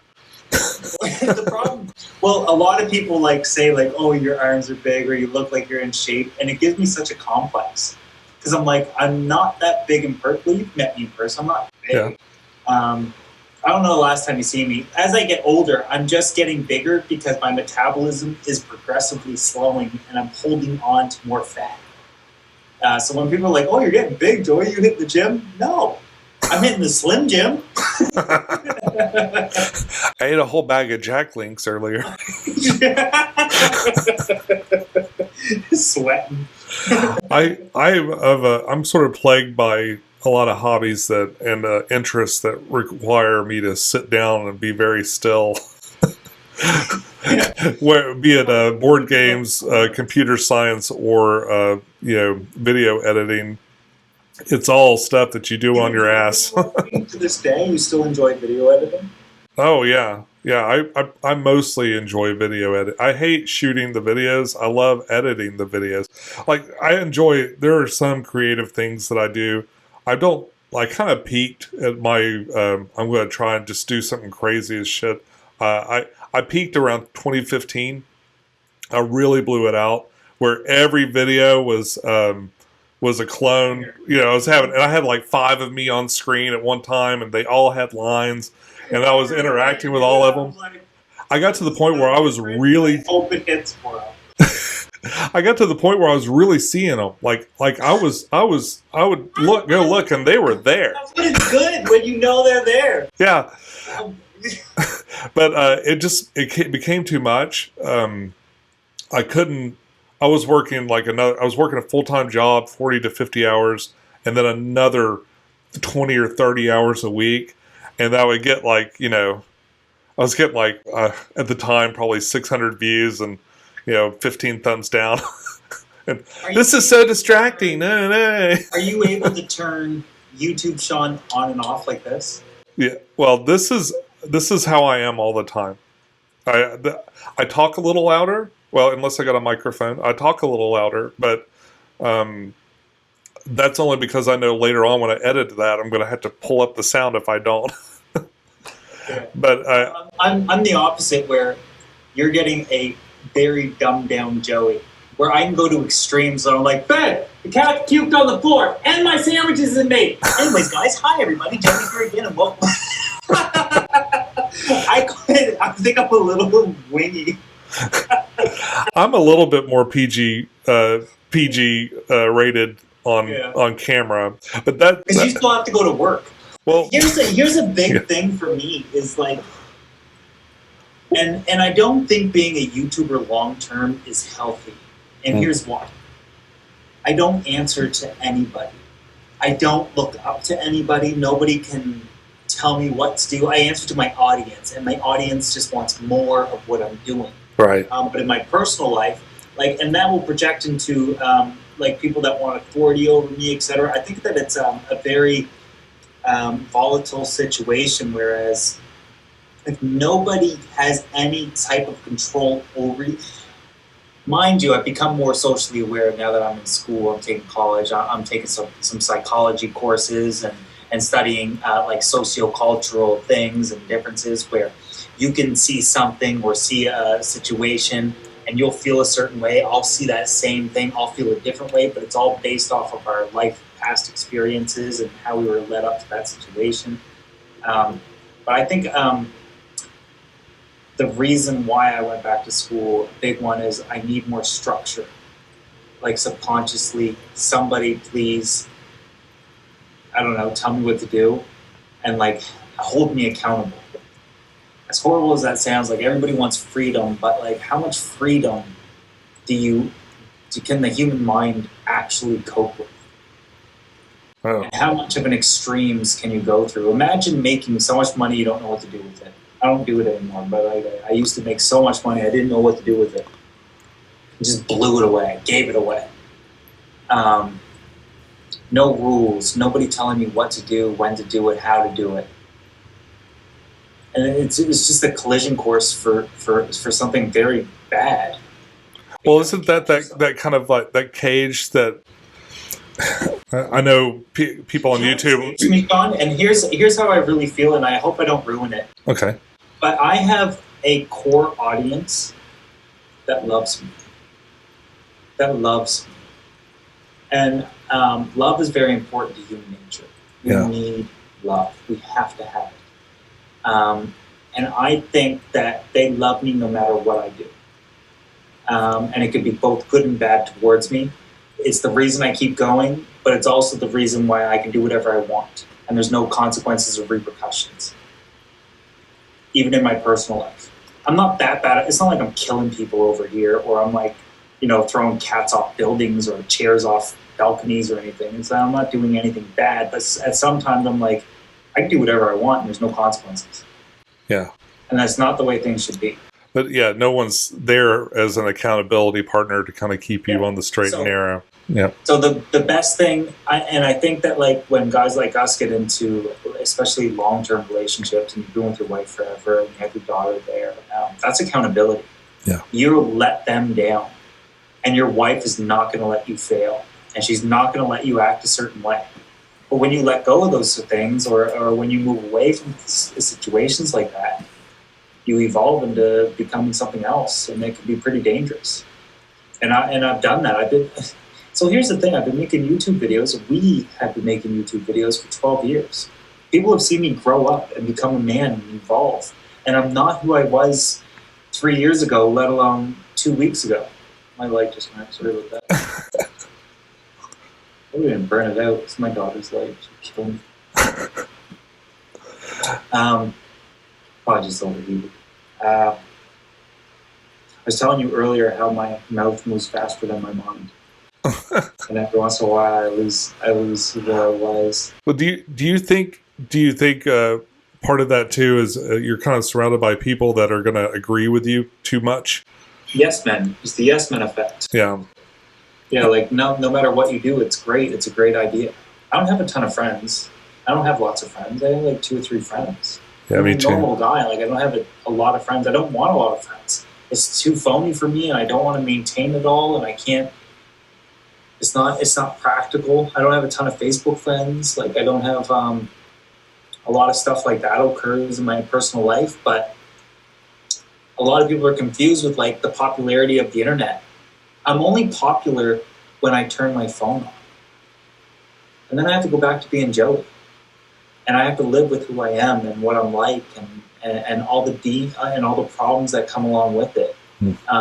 You don't get this animated person. This animated person comes at a cost, as I guess what I'm trying to explain. It comes at a cost. There's extremes, and you get the best of me, but there's also the worst of me. And I'm not an angel. I'm not the perfect person. I have a massive heart, and I'm very generous, and I love, but I have demons too, just like the average person. And that's some of the times I try to come across and explain to people like the emotions and feelings that you're feeling are normal. Things do get better. Believe in yourself because nobody else is going to, and you could become something successful. I don't know what it's going to be, but if you believe in yourself, then you could potentially become something great. I've always said you have to love your channel enough for everybody. Mm-hmm. And then it all works out, That's why, like, when I get excited about it, I made a great video like today. I was like, I got so excited. I'm screaming. Not screaming like running around like a lunatic, but I was like, yeah, woo! It was great. As soon as I hit that last record button, I was like, yes, killed it. Effing killed it. Like cursing and stuff. And that's why social media is a drug. Yeah, it is. It comes with so much, and that's why you stop watching your analytics. I don't look at my analytics anymore. Every once in a while, they'll go through the roof, and then they'll plummet. And what happens is my emotions go through the roof and I'm super happy. And when they plummet, I'm super sad and I'm depressed. And I had to get rid of that. And I can't focus on that. I just got to do what makes me happy. You just got to be careful with all of this. It's really easy to get depressed over analytical data, and it's kind of pointless to. My next question. My apologies for cutting you off, but if I don't ask you this right now, I'm going to forget because my mouth works faster than my mind. Sure. I'll ask you, and I'll give you 30 seconds to think about it because I'm going to use the washroom again. Because I was a fool and I drank 2 glasses of that. What are your favorite channels? Your favorite aquarium channels? And you can elaborate into other things. And why? Who inspires you and why? Truly think about that and give some honesty because I'm going to do the same thing. Okay. I'll reiterate that for me because everybody wants to know who I watch. Okay? All right. Go pee. All right. Don't feel obligated to talk to me for this long either. I'm not going to be offended if you're like, okay, Joey, enough with your shit. I got to go. We're really... for hours. I don't have a lot of... I already told you I don't have a lot of friends. We're really pushing the limits of the long-form narrative, I think. Use what you want. Do what you need to do. But a lot of times, people enjoy these conversations. Podcasts are truly taking off right now. I'm not going to worry about it. Like I'll edit sub segments out probably. Like this, I don't care what you do. But it'll be pretty much just a straight talk with you and me. And a lot of my questions are just out of general curiosity, but they could be content questions as well. So sure. So you said my favorite aquarium channel specifically, right? Yep. One, I don't watch a tremendous amount of aquarium channels for a lot of the reasons like you've said to me too. If you watch it and then you do something similar, you feel like you're copying them. But when I'm in a fish store and I see a little tiny fish that I like, I always end up on Rachel Leary's channel because she's covered every single one of the fish that I love the most. We have a very similar taste in small nano fish. And so I've probably watched more of her on YouTube than anyone else. George Farmer, because I want to make tanks like this, and I've watched, is it the Green Machine? I'm having trouble remembering their name, which seems, I've watched a lot of his videos and stuff. But I don't watch anyone, and of course you, and I'm not just saying that, like I've watched you for a number of things. When I wanted to make an underwater waterfall, I think was my first video where I was like, some good videos. I always downplay myself, but I know I've made some good videos. And because we've met and we're friends or good acquaintances at least, so because of that, I'm curious about what's going on with you, and I'll watch. I probably don't watch consistently, but I end up, what'll happen is I'll kind of get down a rabbit hole with a particular person. Joey had a nervous breakdown this week. Let's find out. You made a video the other day, I think it was your coral reef video, or you're talking about your coral reef and how you'd piled up the rocks next to it. It might have been a different video that you started this way, but you're like making a sad face in front of the aquarium, and then you're talking about how you needed it for the thumbnail. Oh my god! So I've experimented with clickbait. I hate it. I hate it. I hate it. It's so stupid. But if you don't do it, you don't get clicked, and if you don't make it, it's a catch-22 because if you do it, you're clickbait.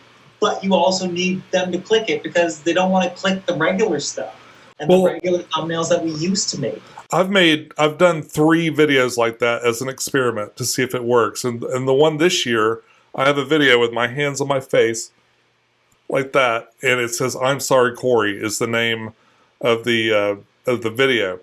It did better. It did 4 or 5 times better than any video I've done this year.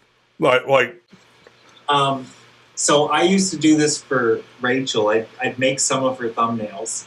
Or I know I made at least one of them, but I coach her on others. I'm like, you have to stop. So when you go to Netflix, you pick a movie a lot of the times based on the title or the thumbnail.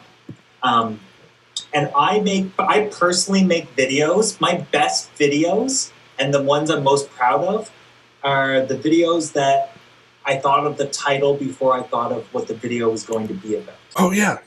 Me too. Yeah. I love that. I do too. And then I elaborate. So people are always like, so you made an entire video off of one sentence. Yes. Yeah. It's so easy. Once you have that one thought in your head, I'm so excited. And then, like, leave me alone. I got to make this video. Don't talk to me. Don't mess my vibe up. I'm doing something. I got this. It's in my head. It's really good. Like, leave me alone. I'm really like that sometimes.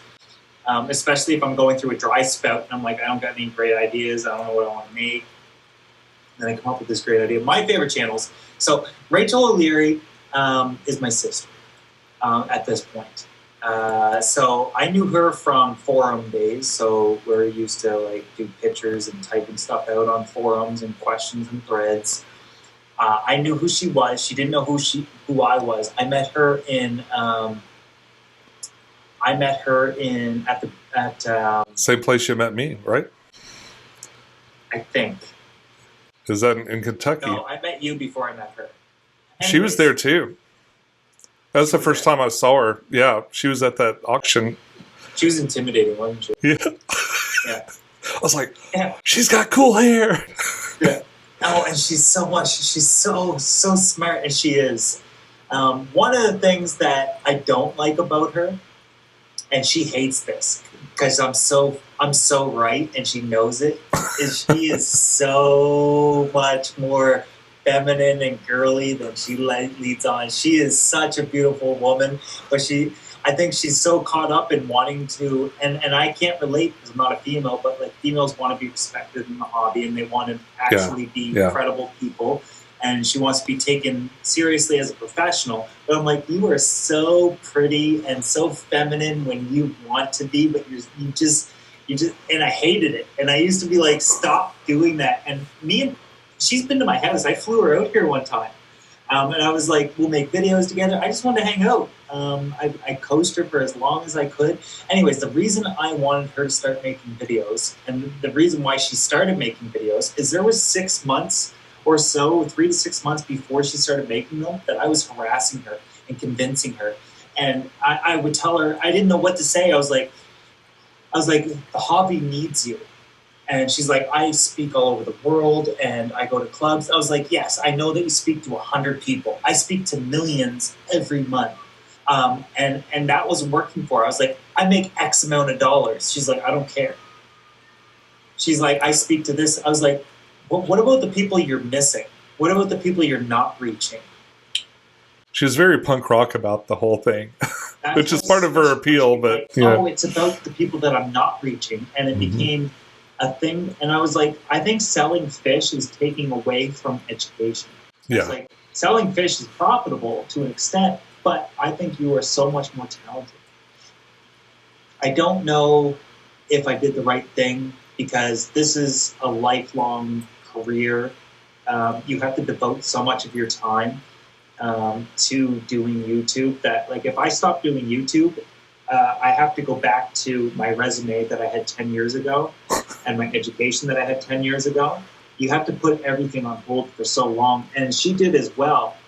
But I wanted females to have a voice in the hobby. That's why I did collaborations with Rachel, why I did with Jenny, why I did with this other girl that was in Halifax. George Farmer. George Farmer's not supposed to be where he's at. That was supposed to be Dustin from Dustin's Fish Tanks. Yeah. But Dustin, me and him are brothers that love and hate each other. We argue like pit bulls, but we'll love unconditionally. We love each other, but if we fight, it's bad. He was the first aquarium YouTuber I subscribed to back in the day.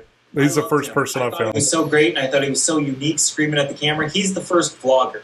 He's the first aquatic vlogger that was pointing at the camera before editing and changing perspective. He's the first one that was like, "Look at me," da da da da, and then pointed at the camera, but there was no editing involved.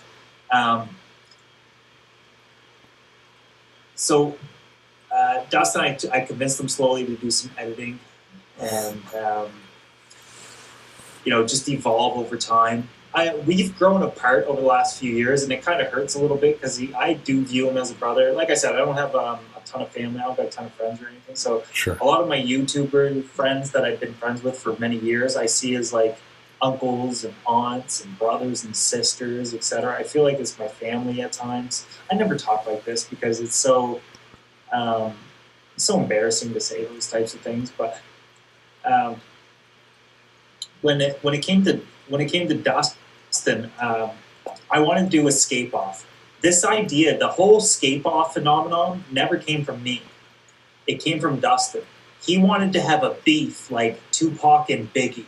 I was like, at the time, I was only doing do-it-yourself videos, and every collab I did with him, I was bleeding subscribers. I was like, I can't do videos with you, bro. I lose all my viewers. He's like, yeah, it's just because it's different than what you're used to, and he was a visionary at the time for his time, and we lost contact, and that kind of hurts. It doesn't hurt, but and we're still buddies. But I think he's doing really well. He seems to be doing pretty well up there, and he's not. He's only an hour and a half from here. I've wanted to get together several times, but it's never. We'll do it. It's never really worked out. Get a hold of him. I'll get a hold of him for you. I'll text him. Oh, I've got his number and stuff. I mean, he knows me. Oh, you know something? A little known fact about Dustin. What's that? His wife is gorgeous. I'm not surprised. Really beautiful. He's beautiful kids too. Go figure. Anyways, the thing with George Farmer was that I wanted that to be Dustin, but because I lost so many subscribers with Dustin, I was looking for another aquascaper to do a scape off with. The whole scape off thing was my term, and I coined it because YouTube beef was like super popular. I was like, imagine if we brought that to the aquarium hobby. Then George Farmer seemed so humble and seemed so appreciative, and I started talking to him, and I was like, let's do this, let's do a scape off. He wasn't doing YouTube. I was in his living room like till 3, 4 in the morning convincing him, you need to start doing YouTube. You have no idea what the potential is. Next thing you know, he's an actual influencer. He's published a book, etc. He's really good at what he does. I think we've grown apart, but that happens over time. Time changes everything.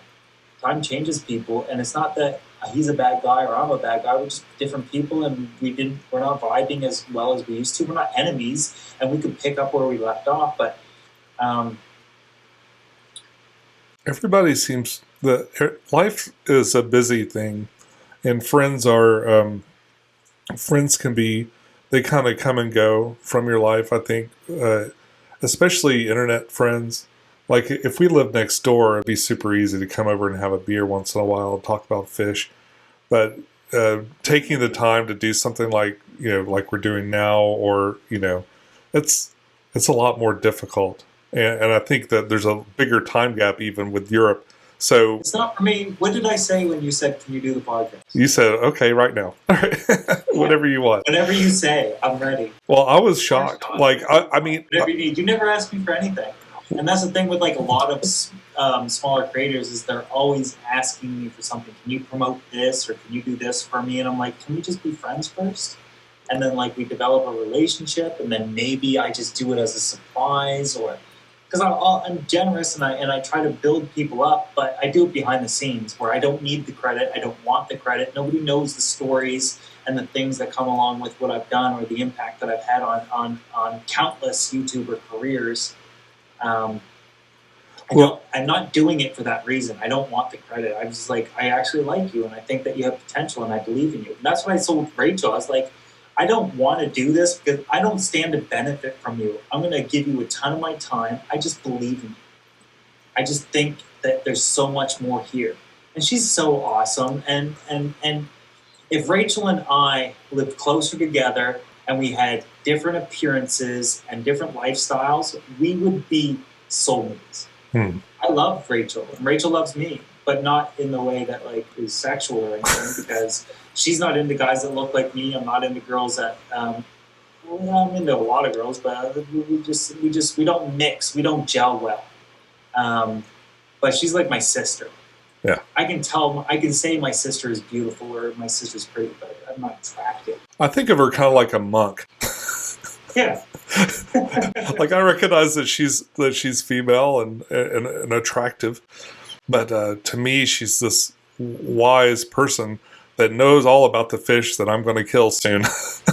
Well, I think Rachel has two sides to her, and one is her facade of I'm a female in the hobby that's dominated by males, and I need to assert my dominance. Mm-hmm. But the moment she drops that and she becomes more natural, and her knowledge just spews out of her really naturally, she's so incredible. It's mesmerizing, and nobody impresses me anymore.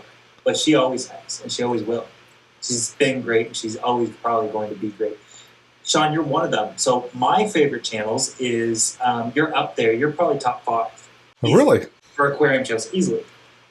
And I can tell you, one of the things about being emotional is I can articulate exactly why I think you're great. Okay. First and foremost, you've been doing it as long as I am, and you've stuck it out, which to me says he's still a small channel. He's probably not making much money. His heart is in the right place. That's number one to me. The reason why you do something, your heart has to be in the right place. You're also original. I can go to your channel and I will see nothing like it anywhere else, period. Point blank, period. There's nobody like you. And when you get to YouTube, everybody's a clone of somebody else. And it's very difficult to see originality. And then you have certain videos that are just, only you could have done that. Only you could have reviewed it like that. Only you could have filmed it like that. Only you could have had those split personalities and talked like that. That's why I love you. I also like Tank Tested. So his name's Alex. He's a relatively newer YouTuber, but he's incredibly original. Ex-Nat Geo person, too. Yeah, that's what I was going to say. He's bringing National Geographic style. His cinematography is not even fair. Yeah, it's like it's the most beautiful cinematic photography on YouTube, probably. He's good. He's very, very good. He will be great, and this is why he's my favorite. Well, one of my favorites is because he's good, but he has potential to be great. He just has to get better on camera and more comfortable with who he is. And I think those are the two things he struggles with the most. However, Alex, if you're watching this, I've told you this a number of times, you're one of my favorites. I think you're fantastic. I think you're good, but you could be great. Just embrace who you are and what your intentions are. I think you could be fantastic. Other than that, there's a few others that I will check in on. Rachel O'Leary, I check in on. I don't watch her videos because I don't want to talk like her because she's very influential. I don't want to talk like her. I'm not going to make the videos she makes because I think her titles and thumbnails are boring. But her content is fascinating. Yeah. And she needs to find balance of getting people to click it to get into the fascinating, educational, fun content. She still has work to do there. I still have work to do there. Because a lot of times I'll make clickbait titles and then I'm like, no, the title and thumbnail is good enough. The content doesn't have to be good. I have to find balance as well. So I check in on Rachel. I check in on, I watch you, I watch Alex. I only check on Rachel. And me and Rachel used to be close, but we've both been going through some life changes and we've grown apart a little bit. Who else do I like? Okay, this is full disclosure. I don't know if I've said this out loud before. The reason I don't watch a lot of aquarium channels anymore is because I used to watch them too much. And I used to start emulating them. Mm-hmm. The number one aquarium channel on YouTube used to be LA Fish Guy. He hates me. He hates the popularity that I obtained, he's making hour-long feature videos. I was making 3 to 5 minute videos because 7 years ago, you had to make 3-minute videos. Mm-hmm. And he made posts about me. Didn't say my name, but he's like, oh, there's no point in making my feature-length videos because you could just make a 3-minute do-it-yourself video and you'll get famous. Wow. I don't think I've ever watched his channel. Well, he was so good at, he was just number one. So whenever you're popular, people will just gravitate to it.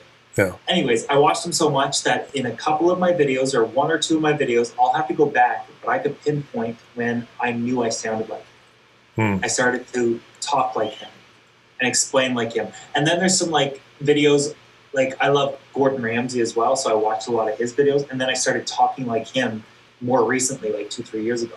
You have to be careful. The reason I don't watch aquarium channels anymore for years now is because, one, they're influential. You're going to start sounding like them. You're going to start mimicking them. 2, they made it. I can't make it anymore. I'm copying them. Or they'll just think that like I'm just clout riding or whatever the case might be. So I just found it was less stressful to not watch aquarium channels. But then you start watching other channels and you start mimicking them. So I don't spend a ton of time on YouTube anymore. I don't spend a ton of time watching anything anymore. And maybe that's a lot. I watched The Office a lot. I watched it 7 times. All of them. So maybe I shouldn't do it. That was playing right before we got on. My daughter loves The Office, and we're on our like 6th time through. I'm kind of to the point where it's like, I already do that all day. Yeah. I don't want to come home and like relive the funny version of what I did today, Yeah. It's tough to watch that show because at the time it's just a release. It's so easy to watch. You don't have to decide what you're going to do, or like, because she loves it too. And we just enjoyed it so much, and you'd fall asleep to some episodes, and then the next time you watch them all the seasons again, you get to watch that. And like, oh, I didn't see this one. I'm like, oh, this is different. It's new and it's so much funny. And but that show, when it came out, wasn't popular in its time. Yeah. At all. It was almost a flop. I mean, Steve Carell was written off the show in season 8, season 7, something like that. It only became popular now in a time where everything's offensive and everybody's closet watching it because they're like, it's funny. Because if that show existed today, they'd be canceled. Oh yeah. They're so sexist and racist, etc. Like, oh my gosh, yeah. I cringed years ago watching it, and I can't imagine what they would go through now if they tried to make that as a new show. 1 year ago, and since then we've watched it 7 times. All of them. 9 seasons?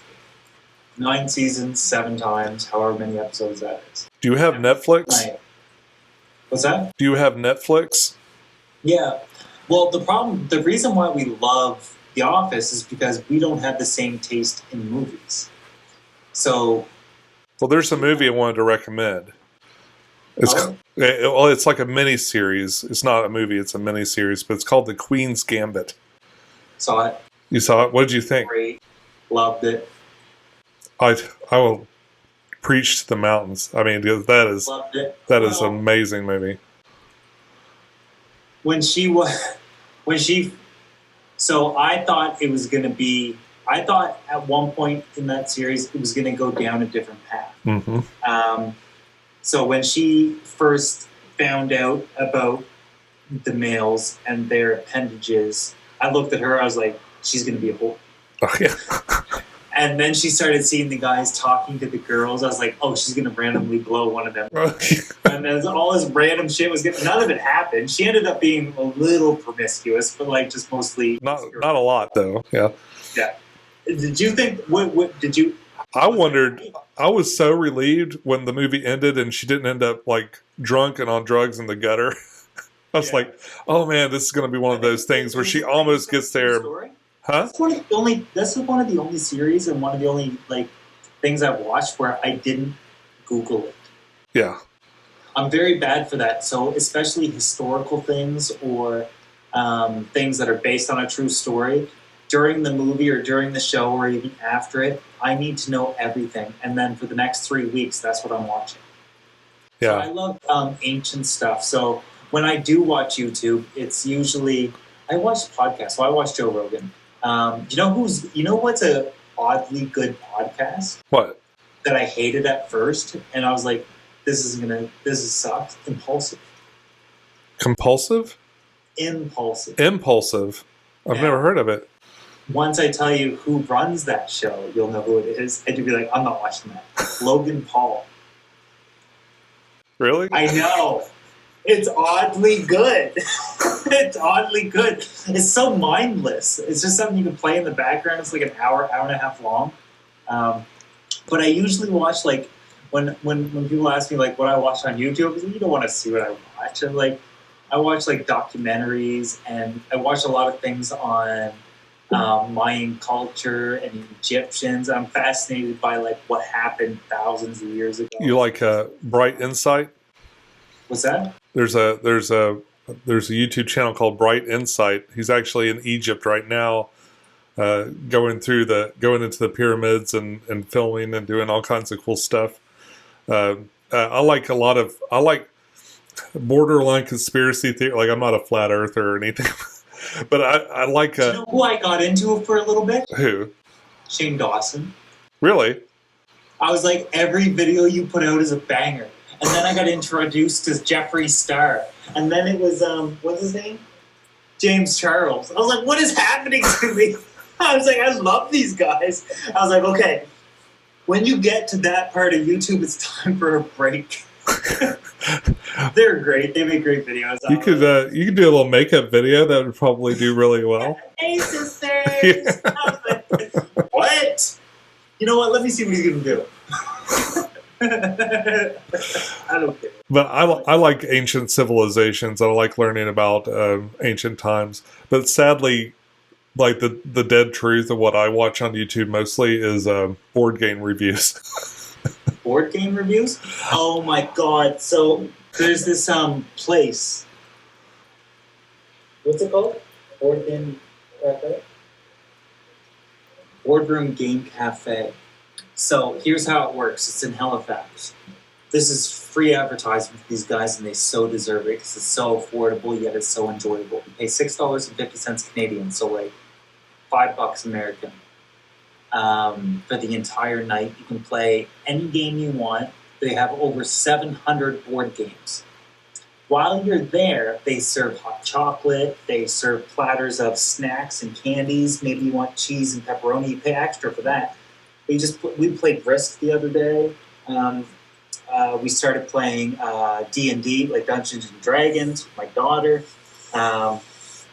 It was just so different because I think board games are so important to family. And I have a cupboard, a closet actually, that's from the floor to the ceiling in board games. Everything. Really? Battle, Monopoly, Clue, you name it, it's all in there. And then the more recent games where you got to catch the poo that jumps into the air, and just stuff. Well, there's been a kind of a board game renaissance. I've never played that I want to play. What? Is that cat and mouse game? Oh, Mousetrap? Yeah, I've never played it. Don't play it. It's terrible. You spend all your time putting it together, and the thing never works right. It looks like it would be fun, like a nice... It's one of those things. Yeah. Now, modern board games. Board games have changed a lot. Now, past Risk and past Monopoly and stuff like that. There's one I highly recommend if you haven't tried it already. And what I really would love to do is make a fish version of this. He's about to say the game that you love. He's headed in that direction. It's called Wingspan? No. But you need to look it up. Wingspan by Elizabeth Hargrave is a really, really great, especially if you're a nature lover. It's a really great game. But I play a lot of, like, I paint miniatures. That's my big hobby for years and years is always painting. That's what I'm trying to get my daughter into. Yeah. And that was inspired by you paint miniature figurines. Yeah. all like action figures is the dumbest, the dumbed down. We call them minis. Yeah, little mini action figures, and it's so well. So I used to like playing with those. Like you used to get bags of like army guys, and they're all in their pose, and they had that flat base on them. Leave me alone with a bag of them, and I'd be fine for hours. I didn't care about Lego. I just wanted those army men. And I'd create scenarios and battles and stuff. I love that. So when I found out you were painting those figures, I was like, I would probably really like that. Yeah. I really enjoy it. Because I used to like putting the cars together with the glue and the decals or the decals you put all over them. And I always used to find that fun too, like the die cast cars and stuff. Like they were fun. So there's a really fun game you can play with die-cast cars called Gaslands, and the miniatures are, you buy Hot Wheels cars, and you buy these templates and dice separately, like from Etsy or something. But it's and then you take and you kit bash them, like you bang them up and you make them look like Mad Max cars. And you play it like it's like this race in the post-apocalyptic. Smash them up and like, oh, you got messed up. You're on Etsy though. Yeah. My daughter's most of her Christmas wishes are on Etsy. Yeah, there's a lot of cool stuff on there. Greece and all these weird places and like handcrafted originals, and she loves that. Her favorite show right now is like Supernatural or what else she likes? She likes all kinds of stuff, but that's like where she's at. She watches that over and over again. Do you ever see Supernatural? Yeah, I like that show a lot. Yeah, that's very fun. She does cosplay. That she like does Dean Winchester or something like that. Yeah.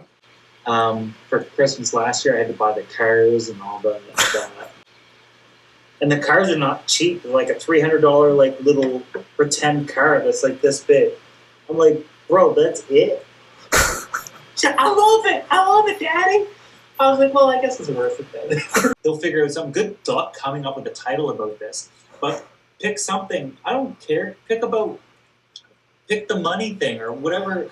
I think my titles, I've already decided before we started that the title is going to be, I Can't Believe He Said That. Joey, thank you so much for talking to me. It was a really long conversation, but man, it's been great catching up.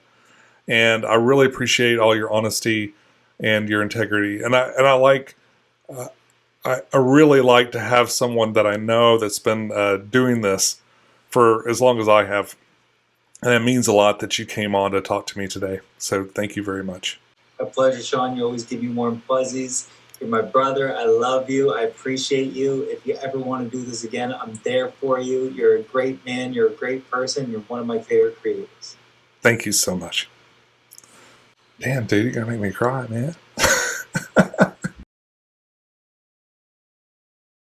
Well, we've got to do a clickbait. We've got to do some clickbait. So why don't can you like look really angry?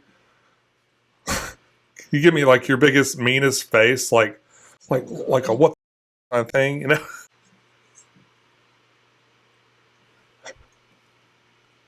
Perfect.